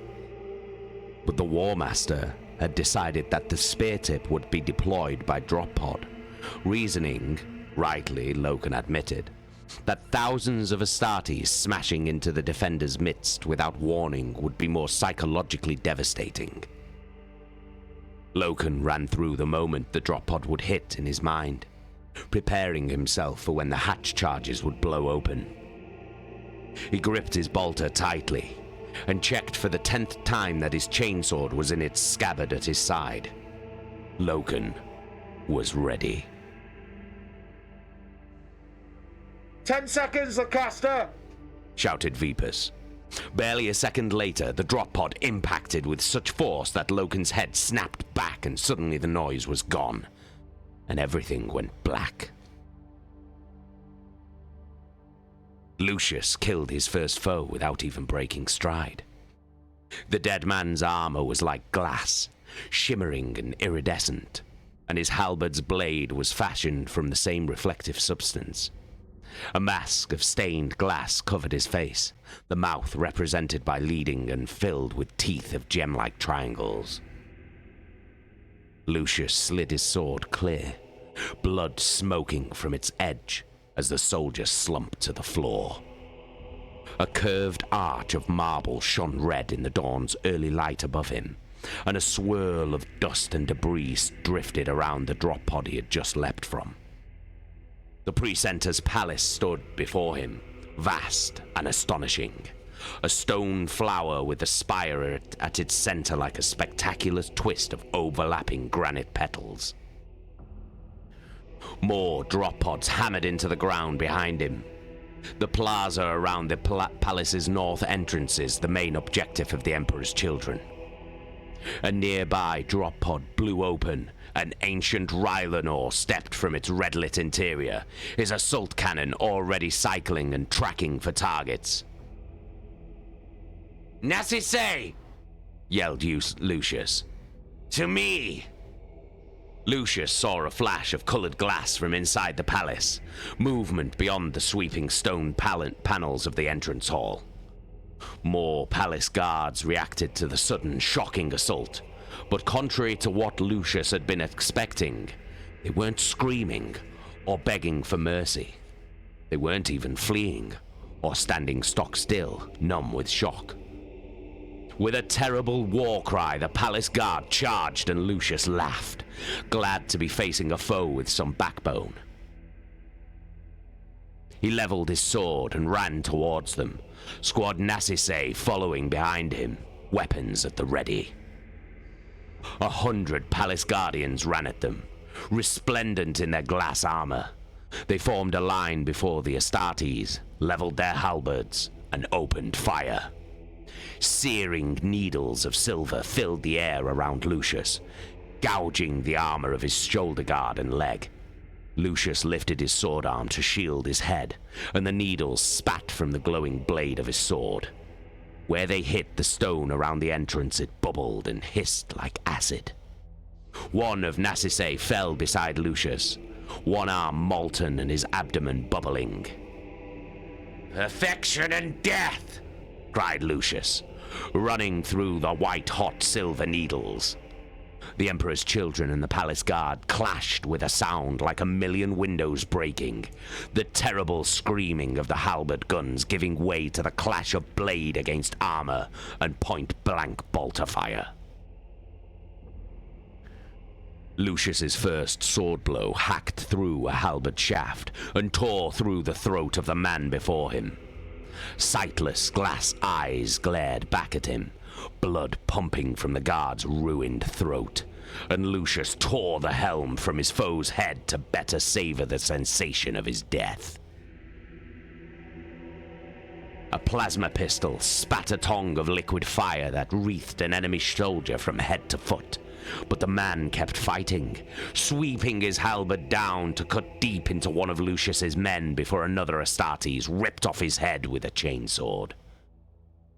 Lucius pivoted on one foot from a halberd strike and hammered the hilt of his sword into his opponent's face, feeling a tight anger that the faceplate held. The guard staggered away from him, and Lucius reversed his grip and thrust the blade through the gap between the glass plates at the guard's waist, feeling the blade's energy field burning through abdomen and spine. These guards were slowing the Emperor's children down, buying precious moments with their lives for something deeper in the palace. As much as Lucius was reveling in the sensations of the slaughter, the smell of the blood, the searing stink of flesh as the heat of his blade scorched it, and the pounding of blood in his veins, he knew he could not afford to give the defenders such moments. Lucius ran onwards, slicing his blade through limbs and throats as he ran. He fought as though following the steps of an elaborate dance, a dance where he played the part of the victor, and the enemy were there only to die. The palace guard were dying around him, and his armor was drenched with their blood. He laughed in sheer joy. Warriors still fought behind him, but Lucius had to press on before the palace guard was able to stall their advance with more men in front of them.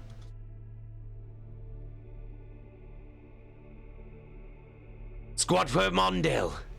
Retherin! Kill these and then follow me! Fire soared from every direction as the Emperor's children forced their way towards the junction Lucius had reached. The swordsman darted his head past the corner, seeing a vast indoor seascape. A plume of water cascaded through a hole in the center of a colossal granite dome, and a shaft of pink light fell alongside the water, sending brilliant rainbows of color between the arches formed by the petals of the dome's surface. Islands rose from the indoor sea that took up most of the dome, each topped by picturesque follies of white and gold. Thousands of palace guards massed in the dome, splashing towards them through the waist-deep sea and taking up positions amongst the follies. Most wore the glassy armor of the men still dying behind Lucius, but many others were clad in far more elaborate suits of bright silver. Others still were wrapped in long streamers of silk that rippled behind them like smoke as they moved. Rylanor emerged into the dome behind Lucius, his assault cannon smoking and the chisel-like grips of his power fist thick with blood. "They're massing," spat Lucius. "Where are the damned World Eaters?" We shall have to win the palace by ourselves, replied Rylanor, his voice grating from deep within his sarcophagus. Lucius nodded, pleased that they would be able to shame the World Eaters. "Ancient, cover us. Emperor's children, break and cover fire. Nassisay, keep up this time."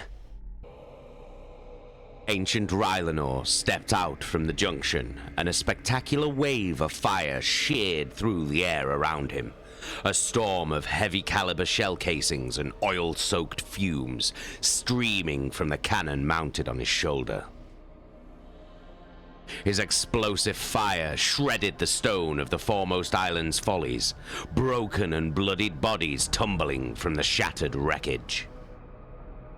"Go!" shouted Lucius, but the Emperor's children were already charging, their training so thorough that every warrior already knew his place in the complex pattern of overlapping fire and movement that sent the strike force sweeping into the dome.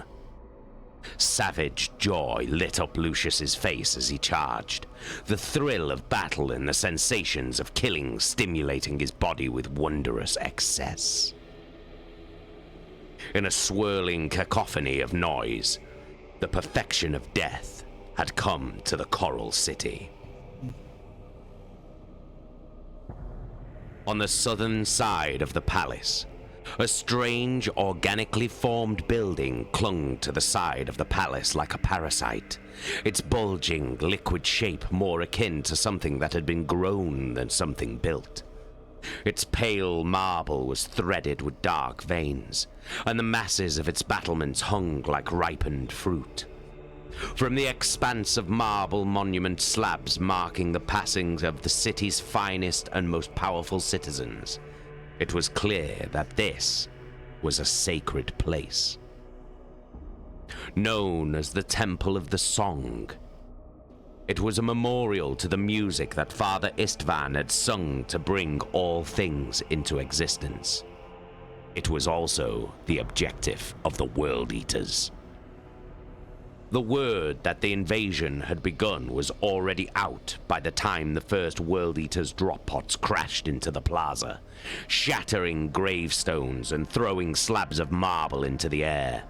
Strange music keened through the morning air, calling the people of the Coral City from their homes and demanding that they take up arms. The soldiers from the nearby city barracks grabbed their guns as the war singers appeared on the battlements of the temple to sing the song of death for the invaders.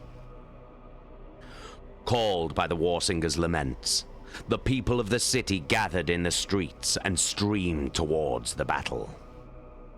The World Eater strike force was led by Captain Erlen, and as he emerged from his drop pod, he was expecting the trained soldiers that Angron had briefed them on, not thousands of screaming citizens swarming onto the plaza.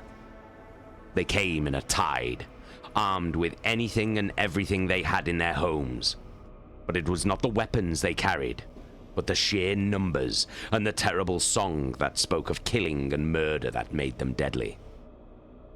World Eaters, to me! Yelled Erlen, hefting his bolter and aiming it into the mass of charging people.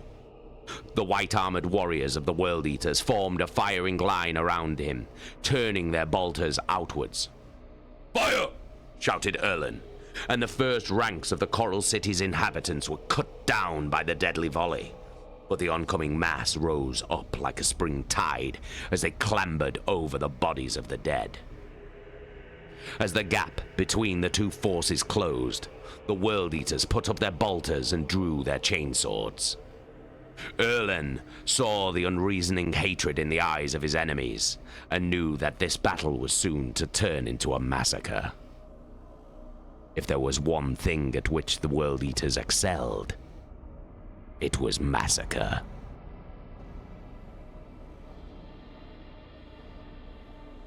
Damn it! Spat Vipers. We must have hit something on the way in. Loken forced his eyes open. A slice of light where the drop pod had broken open provided the only illumination, but it was enough for him to check that he was still in one piece. He was battered, but could feel no evidence of anything more than that. Locaster, sound off! Ordered Vipers. The warriors of Locaster shouted their names, and Loken was relieved to hear that none appeared to have been injured in the impact. He undid the buckle of his grav harness and rolled to his feet. The drop pod canted at an unnatural angle. He pulled his bolter from the rack and pushed his way through the narrow opening broken in the side of the drop pod. As he emerged into the bright sunshine, he saw that they had struck a projecting pier of stone on one of the towers, the rubble of its destruction scattered among the ruined drop pod. He circled the wreckage, seeing that they were at least 200 meters above the ground, wedged amongst the massive battlements of the Siren Hold. To his left, he saw spectacular tomb spires encrusted with statues, while to his right was the Coral City itself, its magnificent structures bathed in the rosy glow of the sunrise. From this vantage point, Loken could see the whole city, the extraordinary stone flower of the palace, and the western defenses like scars across the landscape. Loken could hear gunfire from the direction of the palace, and realized that the Emperor's children and World Eaters were already fighting the enemy. Gunfire echoed from below. Sons of Horus units fighting in the tangle of shrines and statuary that filled the canyons between the tomb spires. We need a way down, said Loken, as Locaster pulled themselves from the wreckage of the drop pod. Vipus jogged over with his gun at the ready. Bloody ground surveyors must have missed the projections, he grumbled. That's what it looks like, agreed Loken, as he saw another drop pod ricochet from the side of a tomb spire and careen downwards in a shower of broken statues. Our warriors are dying, he said bitterly. Someone's going to pay for this. We look spread out, said Vipus, glancing down into the siren hold. Between the tomb spires, smaller shrines and temples butted against one another in a complex jigsaw. Plumes of black smoke and explosions were already rising from the fighting. We need a place to regroup, said Loken. He flicked to Torgadon's Vox channel. Tarek. Loken here. Where are you? A burst of static was his only reply. He looked across the siren hold and saw one tomb spire close to the wall, its many levels supported by columns wrought into the shapes of monsters, and its top sheared off by the impact of a drop pod. Damn. If you can hear me, Tarek, make for the spire by the western wall. The one with the smashed top. Regroup there. I'm heading down to you. Anything? asked Vipus. No. The Vox is a mess. Something's interrupting it. There's spires? It would take more than that, said Loken. Come on. Let's find a way off this damn wall. Vipus nodded and turned to his men. Locaster, start looking for a way down. Loken leaned over the battlements as Locaster fanned out to obey their leader's command. Beneath him, he could see the diminutive figures of Astartes fighting black armored warriors in a streaming firefight. He turned away, desperate to find a way down. Here! Shouted Brother Castro, Locaster's flamer bearer. A stairway! Good work, said Loken, making his way over to see what Casto had found. Sure enough, hidden behind a tall, eroded statue of an ancient warrior was a dark stairway cut into the sand-colored stone. The passageway looked rough and unfinished, the stone pitted and crumbling with age. Move, said Vipus. Casto, lead the way. Yes, Captain, replied Casto, plunging into the gloom of the passageway. Loken and Vipus followed him, the entrance barely wide enough for their armored bodies. The stairs descended for roughly 10 meters before opening into a wide, low-ceilinged gallery. The wall must be riddled, said Vipus. Catacombs, said Loken, pointing to niches cut into the walls that held the mouldering remains of skeletons, some still swaddled in tattered cloth. Casto led them along the gallery, the bodies becoming more numerous the deeper they went, the skeletal remains piled 2 or 3 deep. Vipus snapped around suddenly, bolter up and finger on the trigger. Vipus? Thought you heard something. I'm clear behind, said Loken. Keep moving and focus, this could... Movement! Said Casto, sending a blast of orange-yellow fire from his flamer into the darkness ahead of him. Casto! Barked Vipus. Report! What do you see? Casto paused. I don't know. Whatever it was, it's gone now. The niches ahead guttered with flames, hungrily devouring the bare bones. Loken could see that there was no enemy up ahead, only Istvanian dead. There's nothing there now, said Vipus. Stay focused, Locaster. No jumping at shadows. You are sons of Horus. The squad picked up the pace, shaking thoughts of hidden enemies from their minds as they moved rapidly past the burning grave niches. The gallery opened into a large chamber, Loken guessing that it must have filled the width of the wall. The only light was from the dancing flame at the end of Casto's flamer, the yellow light picking out the massive stone blocks of a tomb. Loken saw a sarcophagus of black granite, surrounded by statues of kneeling people with their heads bowed and hands chained before them. Panels set into the walls were covered in carvings where human forms acted out ceremonial scenes of war. Casto, move up, said Vipers. find us a way down. Loken approached the sarcophagus, running his hand down its vast length.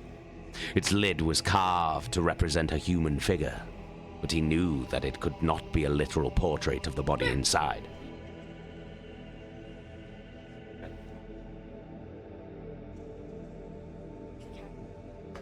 There you go. Oh. Sec.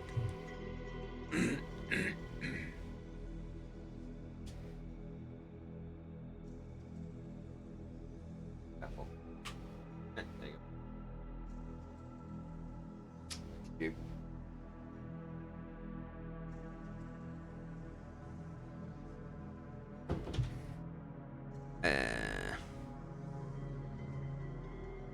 Oh, right, yeah. Lost my place then. I'm easily confused. Could not be a literal portrait of the body inside. Its face had no features save for a pair of triangular eyes fashioned from chips of colored glass. Loken could hear the song from the siren hold outside. Even through the layers of stone, a single mournful tone that rose and fell, winding its way from the tomb spires. Warsinger, said Loken bitterly. We're fighting back. We need to get down there. The silver-armored palace guards started flying.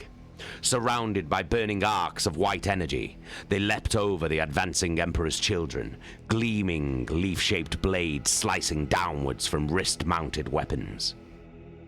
Lucius rolled to avoid a hail of blades, the silver guard swooping low to behead two of Squad Quemandil, the charged blades cutting through their armor with horrific ease. He slid into the water, finding that it only reached his waist. Above him, the halberd guns of the palace guard were spraying silver fire at the Emperor's children, but the Astartes were moving and firing with their customary discipline. Even the bizarre sight of the palace's defenders did not dissuade them from their patterns of movement and covering fire. A body fell into the water next to him, its head blasted away by bolter fire and blood pouring into the water in a scarlet bloom. Hey, Jesky. Lucius saw that the silver guards were too quick and turned too nimbly for conventional engagement. He would just have to engage them unconventionally. One of the silver guards dived towards him, and Lucius could see the intricate filigree on the man's armor, the tiny gold threads like veins on a breastplate, and greaves and the scrollwork that covered his face. The guard dived like a seabird, firing a bright blade from his wrist. Lucius turned the missile aside with his sword and leapt to meet his opponent. The guard twisted in the air, trying to avoid Lucius, but he was too close. Lucius swung his sword and sliced the guard's arm from his body, his crackling sword searing through the armor. Blood sprayed from the smoldering wound and the guard fell, twisting back towards the water. Lucius fell with the dead man, splashing back into the lake as the Emperor's children finally reached their enemy. Volleys of bolter fire scoured the islands, and his warriors advanced relentlessly on the survivors. The palace guards were backing away, forming a tighter and tighter circle. Glass-armored guards lay dead in heaps, and the artificial lake was ruddy pink and choked with bodies. Rylanor's assault cannon sent fire tearing through the silk-clad guards, whose preternatural speed couldn't save them as the cannon shells turned the interior of the dome into a killing ground. Another silver guard fell, bolt of fire ripping through his armor. Squad Nassisei joined Lucius, and he grinned wolfishly at them, elated at the prospect of fighting more of the Silver Guards. "They're running," said Lucius. "Keep them on the back foot. Keep pressing on." Squad Catheron's reporting from the plaza, said Brother Scatherin. The World Eaters are fighting around the temple on the north side. Still? Sounds like they're holding off half the city. Ha! They can have them. It's what the World Eaters are good at, laughed Lucius, relishing the certain knowledge of his superiority. Nothing in the galaxy could match that feeling. But already it was fading, and he knew he would have to procure yet more opponents to satisfy his hunger for battle. "We press on to the throne room," he said. "Ancient Rylanor, secure our rear. The rest of you, we're going for Prahl. Follow me. If you can't keep up, why don't you go and join the Death Guard?" His warriors cheered as they followed Lucius into the heart of the palace. Every one of them wanted to kill Prahl and hold his head aloft on the palace battlements so the whole of the Coral City could see. Only Lucius was certain that Prahl's head would be his.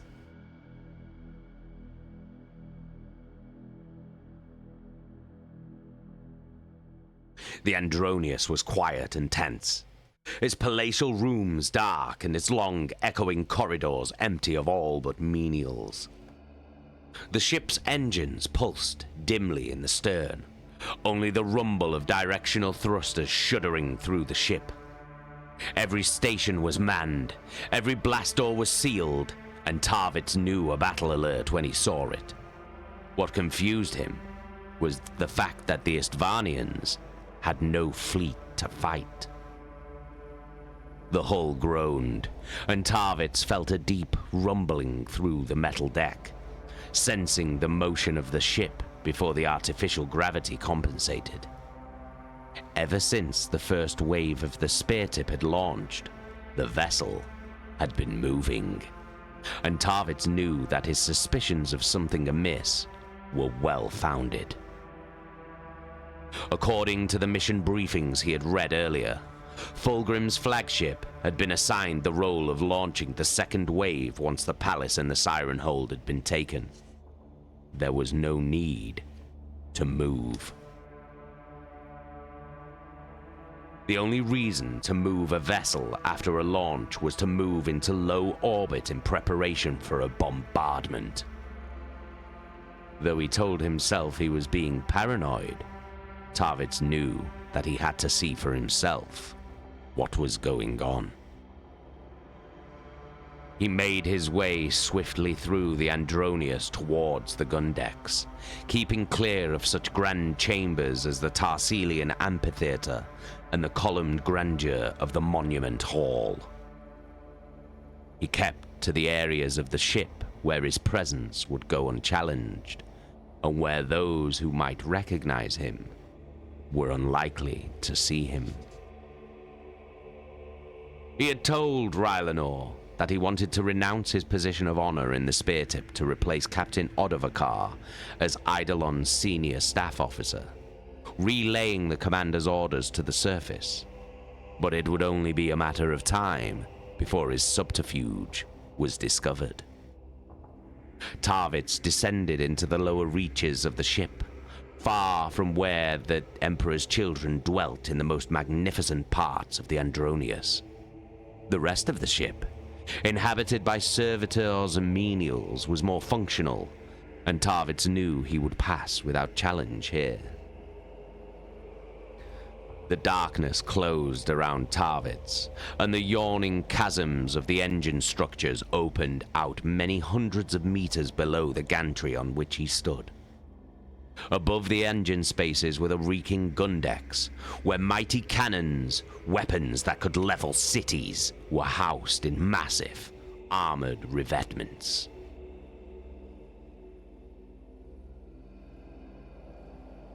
Stand by for ordnance, chimed an automated, metallic voice. Tarvitz felt the ship shift again, and this time he could hear the creak of the hull as the planet's upper atmosphere raised the temperature of the outer hull. Tarvitz descended an iron staircase at the end of the dark gantry, and the vast expanse of the gun deck sprawled before him. A titanic vault that ran the length of the vessel. Huge, hissing cranes fed the guns, lifting tank-sized shells from the magazine deck through blast-proof doors.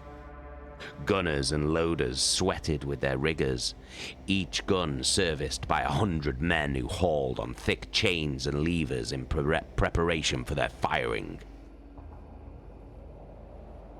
Servitors distributed water to the gun crews, and Mechanicum adepts maintained vigil on the weapons to ensure they were properly calibrated.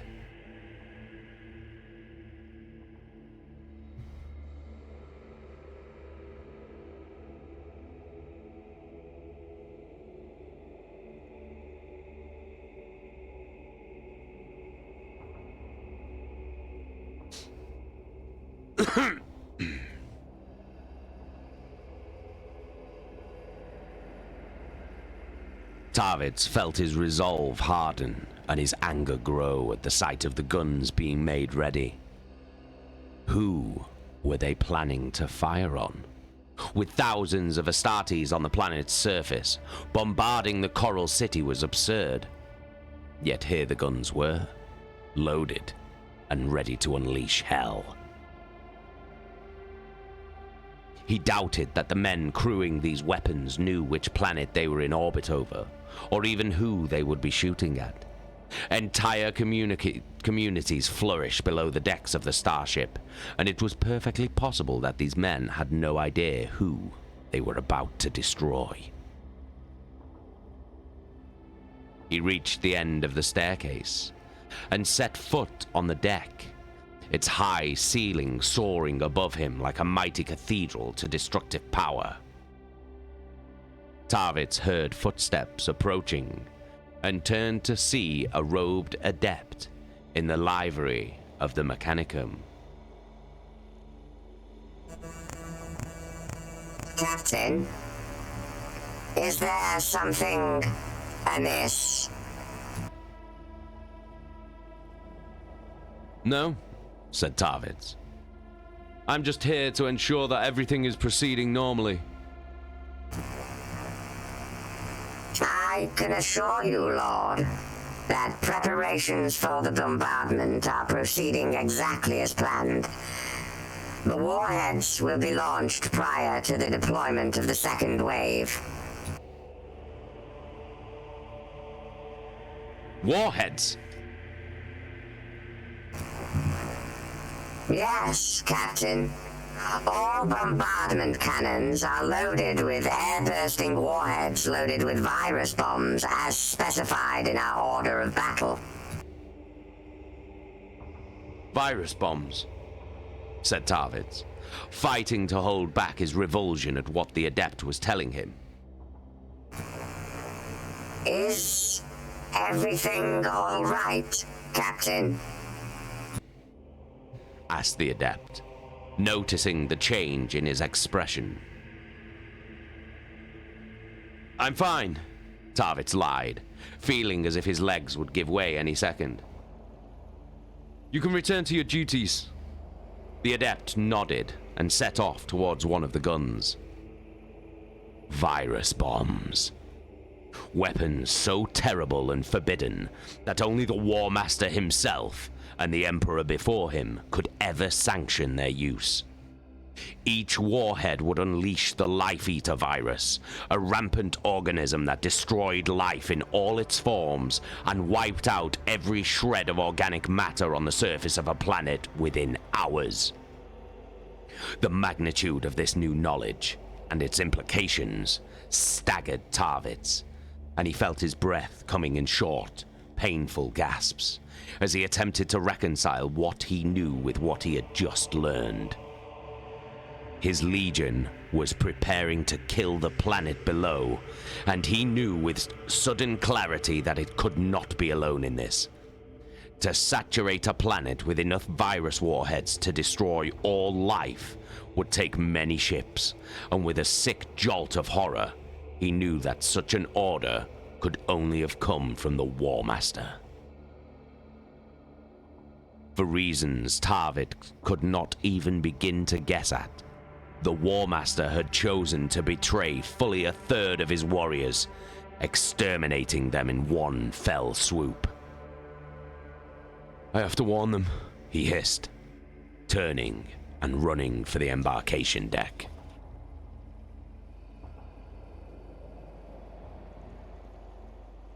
Oh no! Oh no! That is chapter 8. Well. Well.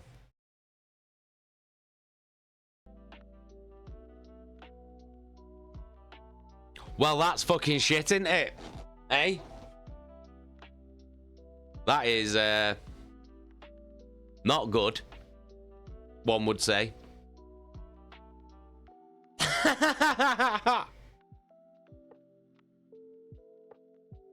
Well, I think we know what Horus's trap was. I think we know what his plan is now. Do you know what I mean? That is bad fucking news. Real bad news.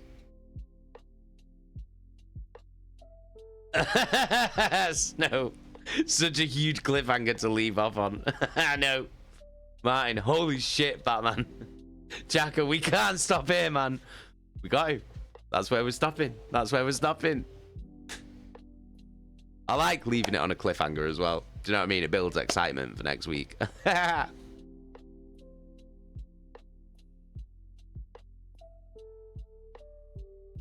Hey, Jessica, I hope your mate's alright. I heard you had to come home early.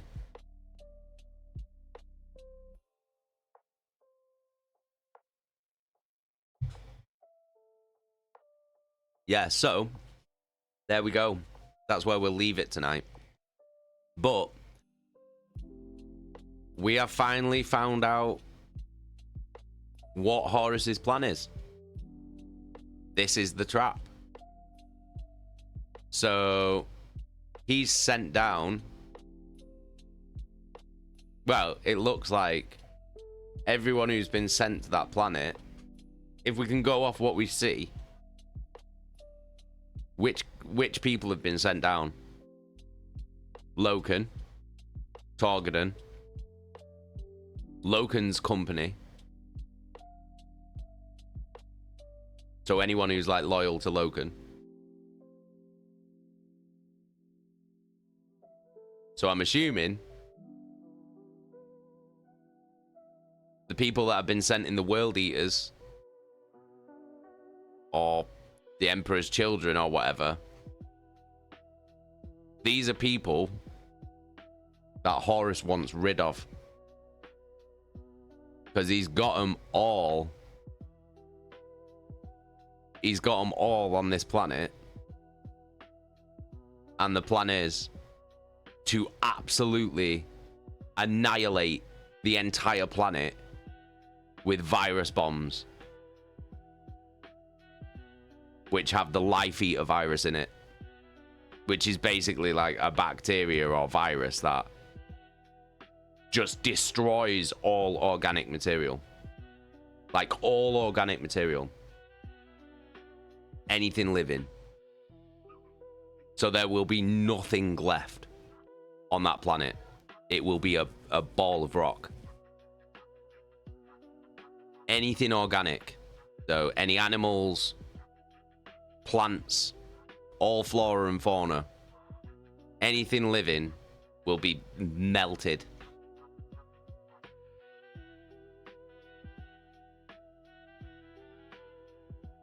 The life, Jesky's fella, the life eater description in this book always gives me chills. It's bad fucking news. Bad fucking news. These are weapons that are so diabolical that literally only the Emperor and Horus can sanction their use.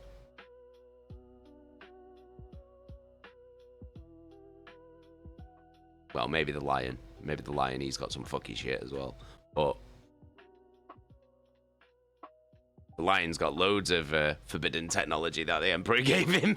At least he gave it to the right guy. But yeah, virus bombs are so bad that only Horus and the Emperor can sanction their use. That's how devastating these weapons are. They're like the worst thing possible. Like, literally. Snow, the Lions used them before secretly, of course. Yeah, exactly. Exactly, that's what I'm saying. He's defo got them. He's got all the shit that no one else is allowed. Jacker, but where is the damn Emperor and Erebus? Well, all we know where the Emperor's gone is he's gone back to Terra because he has important work to do. And he's not told anyone what it is. He has important work to do on Terra. Which is why he chose Horus to act in his stead, basically, in the crusade. So that was a good choice. Big E. Chose well there, mate. Fucking hell. What a catastrophic decision that turned out to be. Should have picked the Lion. Don't know about that. Don't know about that. The Lion's fucking... At that point, the Lion's just like... It'll just fucking annihilate people. Like, doesn't give a shit, does it? But at least he'd always be loyal. Should have picked the Lion. A lot more people would have died.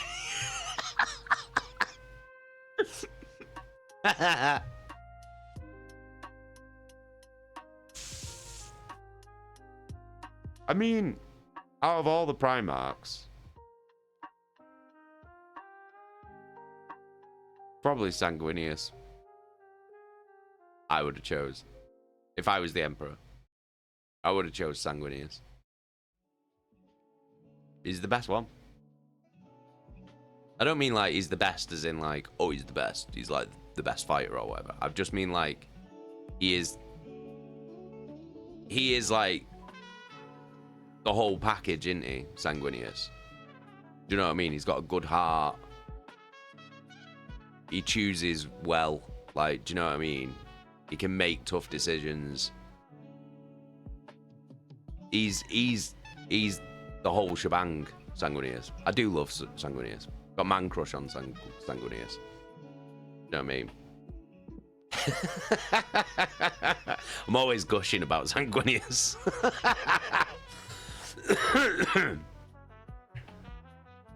Yeah, it should have been Sanguinius. Yeah, it should have been Sanguinius, Jesky's fella. Should have been. He's the best one. He's the greatest Primarch. And I will die on that hill. I will die on that hill. Vulcan would have been a good choice too.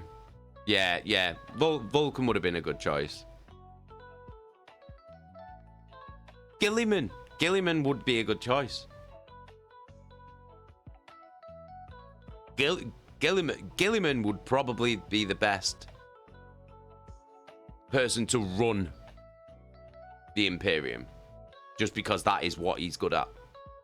He's really good at that shit. But Sanguinius should have been War Master. Do you know what I mean? He absolutely should have been War Master. We haven't really seen much of him though, have we? We saw him for a little bit in book 1. So you guys who are experiencing this story for the first time, like you